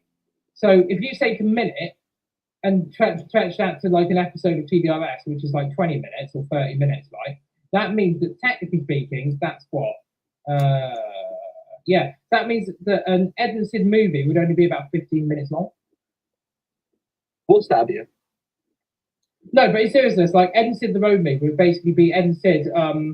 You know, they finally get to the end because we finally get to the end of the timeline of them being sat around in BR days, and they finally go on the run with Liz and Mac. And they, you know, go off and do all the stuff they described in the episode Ed and Sid of TDRS. But the thing with that is that we already know what happens, so I'm a little bit iffy. The only other movie I was thinking of doing was obviously Traction Wars, but that might change into a series, but we'll talk about that another time. With the regards to the whole, we know what's going to happen. Everyone knew what's going to happen to Andy. People still love the series. I mean, Remember? Christ, you're right. Yeah. Yeah, of course I'm right. I'm your friend. Shit. Also, have you seen me? I'm like the smartest person here. Wow. Move. I'm going to move on with a question because there's still loads of questions I haven't answered yet. Thomas Weekly. Did I make a video of the cab for traversing the Dark Railway? Yeah, I probably did do a review of that years ago. I'm not going to keep answering loads of questions because he just keeps asking if characters are gay. They're not gay. Okay, right, okay, I'm just going to answer it. All right, I've already put something. all right. Clyde is gay, all right? Clyde is probably gay, I reckon. Clyde's probably gay. Let's just leave it at that. You want to take characters gay, probably Clyde. What I will absolutely defend to the end of this earth, though, is that people who say Raymond is gay, go away. He is not. Raymond is straight, right? Raymond just likes his own company. He likes his friends. He doesn't. Not every engine has to have a relationship, and not every engine has to be defined by whether they're gay or straight or whatever. It doesn't matter. They're engines. They're machines. Yep. Who cares? They go chuff or zzz. That is actually a real sound effect. It's the same reason why I don't write it directly in, because, you know, stuff like that's supposed to be subtle, not in your face, and, I don't know, normalized so that people don't feel uncomfortable with it. Wink, wink, nudge, nudge, slap, slap, shut the fuck up. Moving on. Moving Are on. they real? I always find the concept of trains being on like actual relationships a bit silly, so I wouldn't do it. Fair enough. Right, let's move on. I'm before we going get, to pick into some stuff. random ones. So here we go. Press play music on. Is chicken pie is the only thing that Barry cares about? No, Barry cares a lot about characters. We've literally established that. Both of them. No, honestly, I'd like to believe that Barry actually does care a bit about Mr. Smash because he saved him from scrap. Even though he jokes around about him and, like, you know, is a bit of a dick to him, I think he cares about Mr. Smash. I thought you meant the other character Smash. Yeah, also the character. I said both of them. He cares about characters and Mr. Smash. Let's see. Oh my god, I'm not answering that question. I'm sorry, Logan, you're not getting that question answered. Work that one out yourself, mate. I just point out we're getting a lot of repetition and stupid questions, so I think we're closing the book soon. Yeah, I think we probably will. Not to be dick or anything, but we did say serious questions. Slap, slap. Oh, Tommy Lucas says, if you like Great Big Move, might I suggest Nautical Study? Did I not mention Nautical Study, or did I say Casual Navigation? I think you did. Oh, I also watched Nautical Study as well, actually, to be fair. Yeah. I did, yeah. Oh my god. My neck is really hurting reading in. I think you need a rest. Oh my god, there's so many questions. That's what happens when you open up for questions. I know, but I can't keep up. Well, Viagra. I mean, Okay, I'm scrolling to the bottom, and I'm going to just look at the bottom for a minute. And if there's anything there, well, I'll just, yeah. Here we go. Old programs and vids. Literally, you are becoming one of my favorite question answers because you're asking the right questions. If Dave wasn't a black 5, what class would he have been? Probably, maybe a standard 5, or I might have actually made him something like, oh god, if I had a T14 in game, oh my god. Or I might have made him a 700 if I could have like literally made him anything. More than likely. 100 Terminator. Something like that, yeah. Let's see. What the hell, guys? You are allowed to end the stream. You've been going for nearly 3 hours, bro. Oh yeah, fun. So I have. Oh well, I want to get to the 3 hour mark, so we're gonna thin this out for another like. Okay, so how about this, Tom? 6 minutes. How about this? Yeah. You could not put the Dark Railway in the southern region. What region would you put it in? And no, Western. you can't say island. Western. Where on the western? Cornwall. What? If I could have literally had the DRB anywhere else other than Kent, it would have been Cornwall. Oh yeah, by the way, we're closing questions in the chat now because people aren't coming up with. The only person I've seen come up with some really good questions is old programs and whatever it's called. I can't remember the name of it. You're tired. Yeah, I know. Oh, programs and vids, that's it. Oh my god, did you come up with another question though? That's not bad. Oh my god. Then go for it. If they're not Okay, bad, okay. Old programs and vids. If Raymond and Turbo were steam engines, what classes would they have been? And if Turbo would have a different name, what would it have been? Turbo probably would. To be honest, I already had Turbo's name before I had the character. So Boomer. yeah. So Turbo probably. The problem is that Turbo doesn't really work on well, there's only one engine really you could make that work for. Turbo motor. LMS Turbo Motive, yeah. Then that would have been Turbo. Raymond. What would Raymond have been? If he could have been a steam engine, I might have made him a. Oh, he mixed traffic really. I don't know, maybe it would have made him a brother of Dave's, to be honest. Maybe make him a black 5 as well. Don't know. Did you? Oh, actually, another question. Fourth bathtub. Okay, that is a cool nickname. Well, good job. What was the information to reclassify the characters in Northwestern? All right, this is really easy to answer, and people should understand this, even though I know people aren't going to be happy with it. Copyright. That's Smile. a simple answer. Smile. Like, literally, I can't just have Tomo Tanko be an E2. I made him an E4 because E4 is cooler. Also, it means I can be more creative with what loco classes are and what they do. Like, the biggest one that people don't like is Toby. Toby being a T26 rather than a J70. I'm sorry, I don't like J70s. I don't find them very useful. A T26 would be more useful, a small tender engine over like a 15-mile branch line. I really don't think a tram engine is that useful. And as for the quarry, I can just rebuild the quarry line. It's fine. Yeah, like, oh, I don't know, put fences up. Exactly, literally. Like, I don't understand why that wasn't just done. Like, just have the bit that goes through the town of Farker as just like a level crossing. Yes, that is how you pronounce it, Sharpcrest. I didn't say anything. I heard you giggle. That wasn't me, but yeah, I was thinking about saying Farquhar, but yeah, go on. Yeah, and then just put fences up. Like, how cheap? That would have been so much cheaper than going and finding another steam engine. Or just bribe the police. Yeah, just well, kill the policeman. Something's called on the bridge. Whoa, I didn't even say that. Jesus. Oh my god. We're saying so many bad things. We are so getting demonetized or kicked off. I'm getting cancelled with Facebook and YouTube everywhere. Great. It's fine. I'll just deal with it. But I mean, yeah, like changing, for example, Gordon to be a Raven A2. I just think the idea with that was that, it was always described as the biggest engine on Soga. And the Raven A2 is fucking stonks. It's literally huge. And I thought, well, that would make a better fit. Plus, there was only a couple of the A2s built, rather than it being an A3. I just thought it'd be more unique. Like, a lot more unique. Like that Great Bear that just went by with a Hawks Pretender. Indeed, that looked really cool. It was also VR Blue, by the way. Nice. What else is different? Like, I mean, like Henry. Now, the thing with Henry is that I was going to have him originally, as some people may know back in the day when I started doing these things originally. I was going to have him be an Atlantic, like how Audrey wanted originally, because it's going to be a little bit more like that. But then I was like, well, actually, I want to keep the rebuilding. But then I was like, well, what can I do for rebuild? And then it hit me. It's like, the rebuild Patriots are pretty fun. We've got an original Patriot game. I could use that. Unless Chris, as in Mr. Canny Works, does somehow build a Patriot before I start filming, like an original boiler Patriot, I'll be using the old JT one. But actually, the JT one works because it's not actually a Patriot I'm planning on him being. Like, the story's just like all over the place, you know?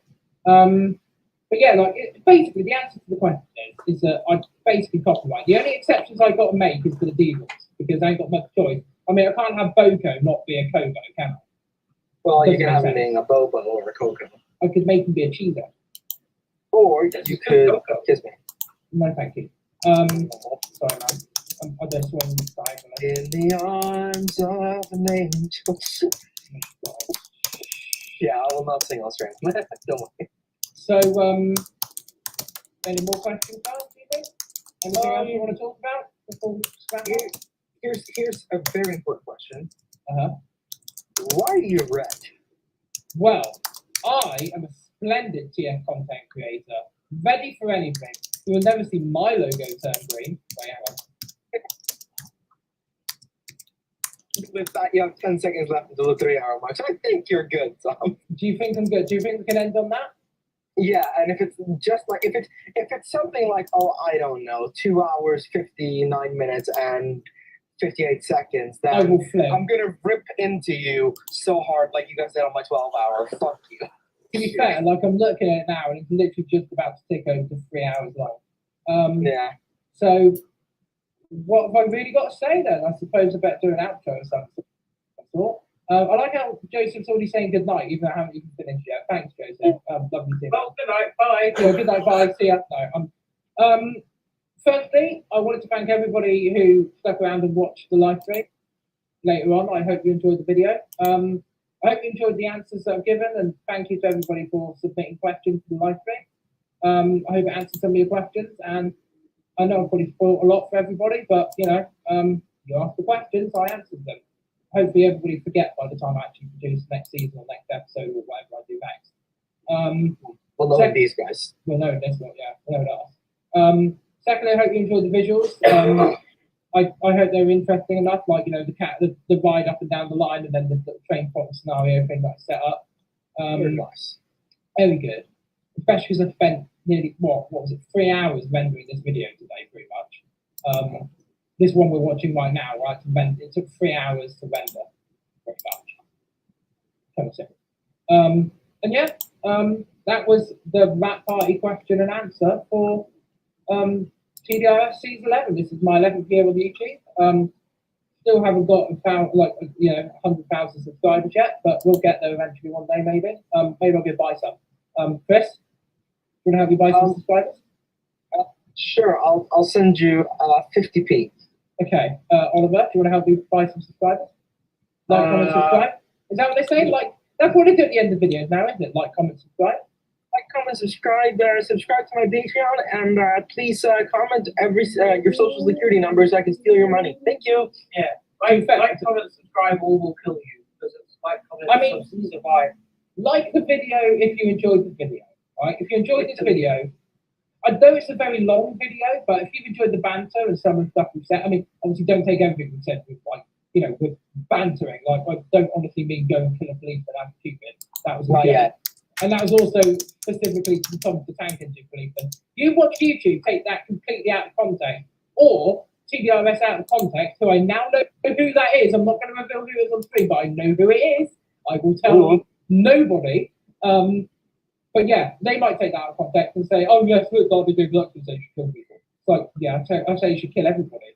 Just murder everybody. Just make it a calling. Anyways. Yeah, sorry. So yeah, like the video if you liked it. Comment if you've got anything you wanted to add on the video, and subscribe if you enjoyed the content and want to see more.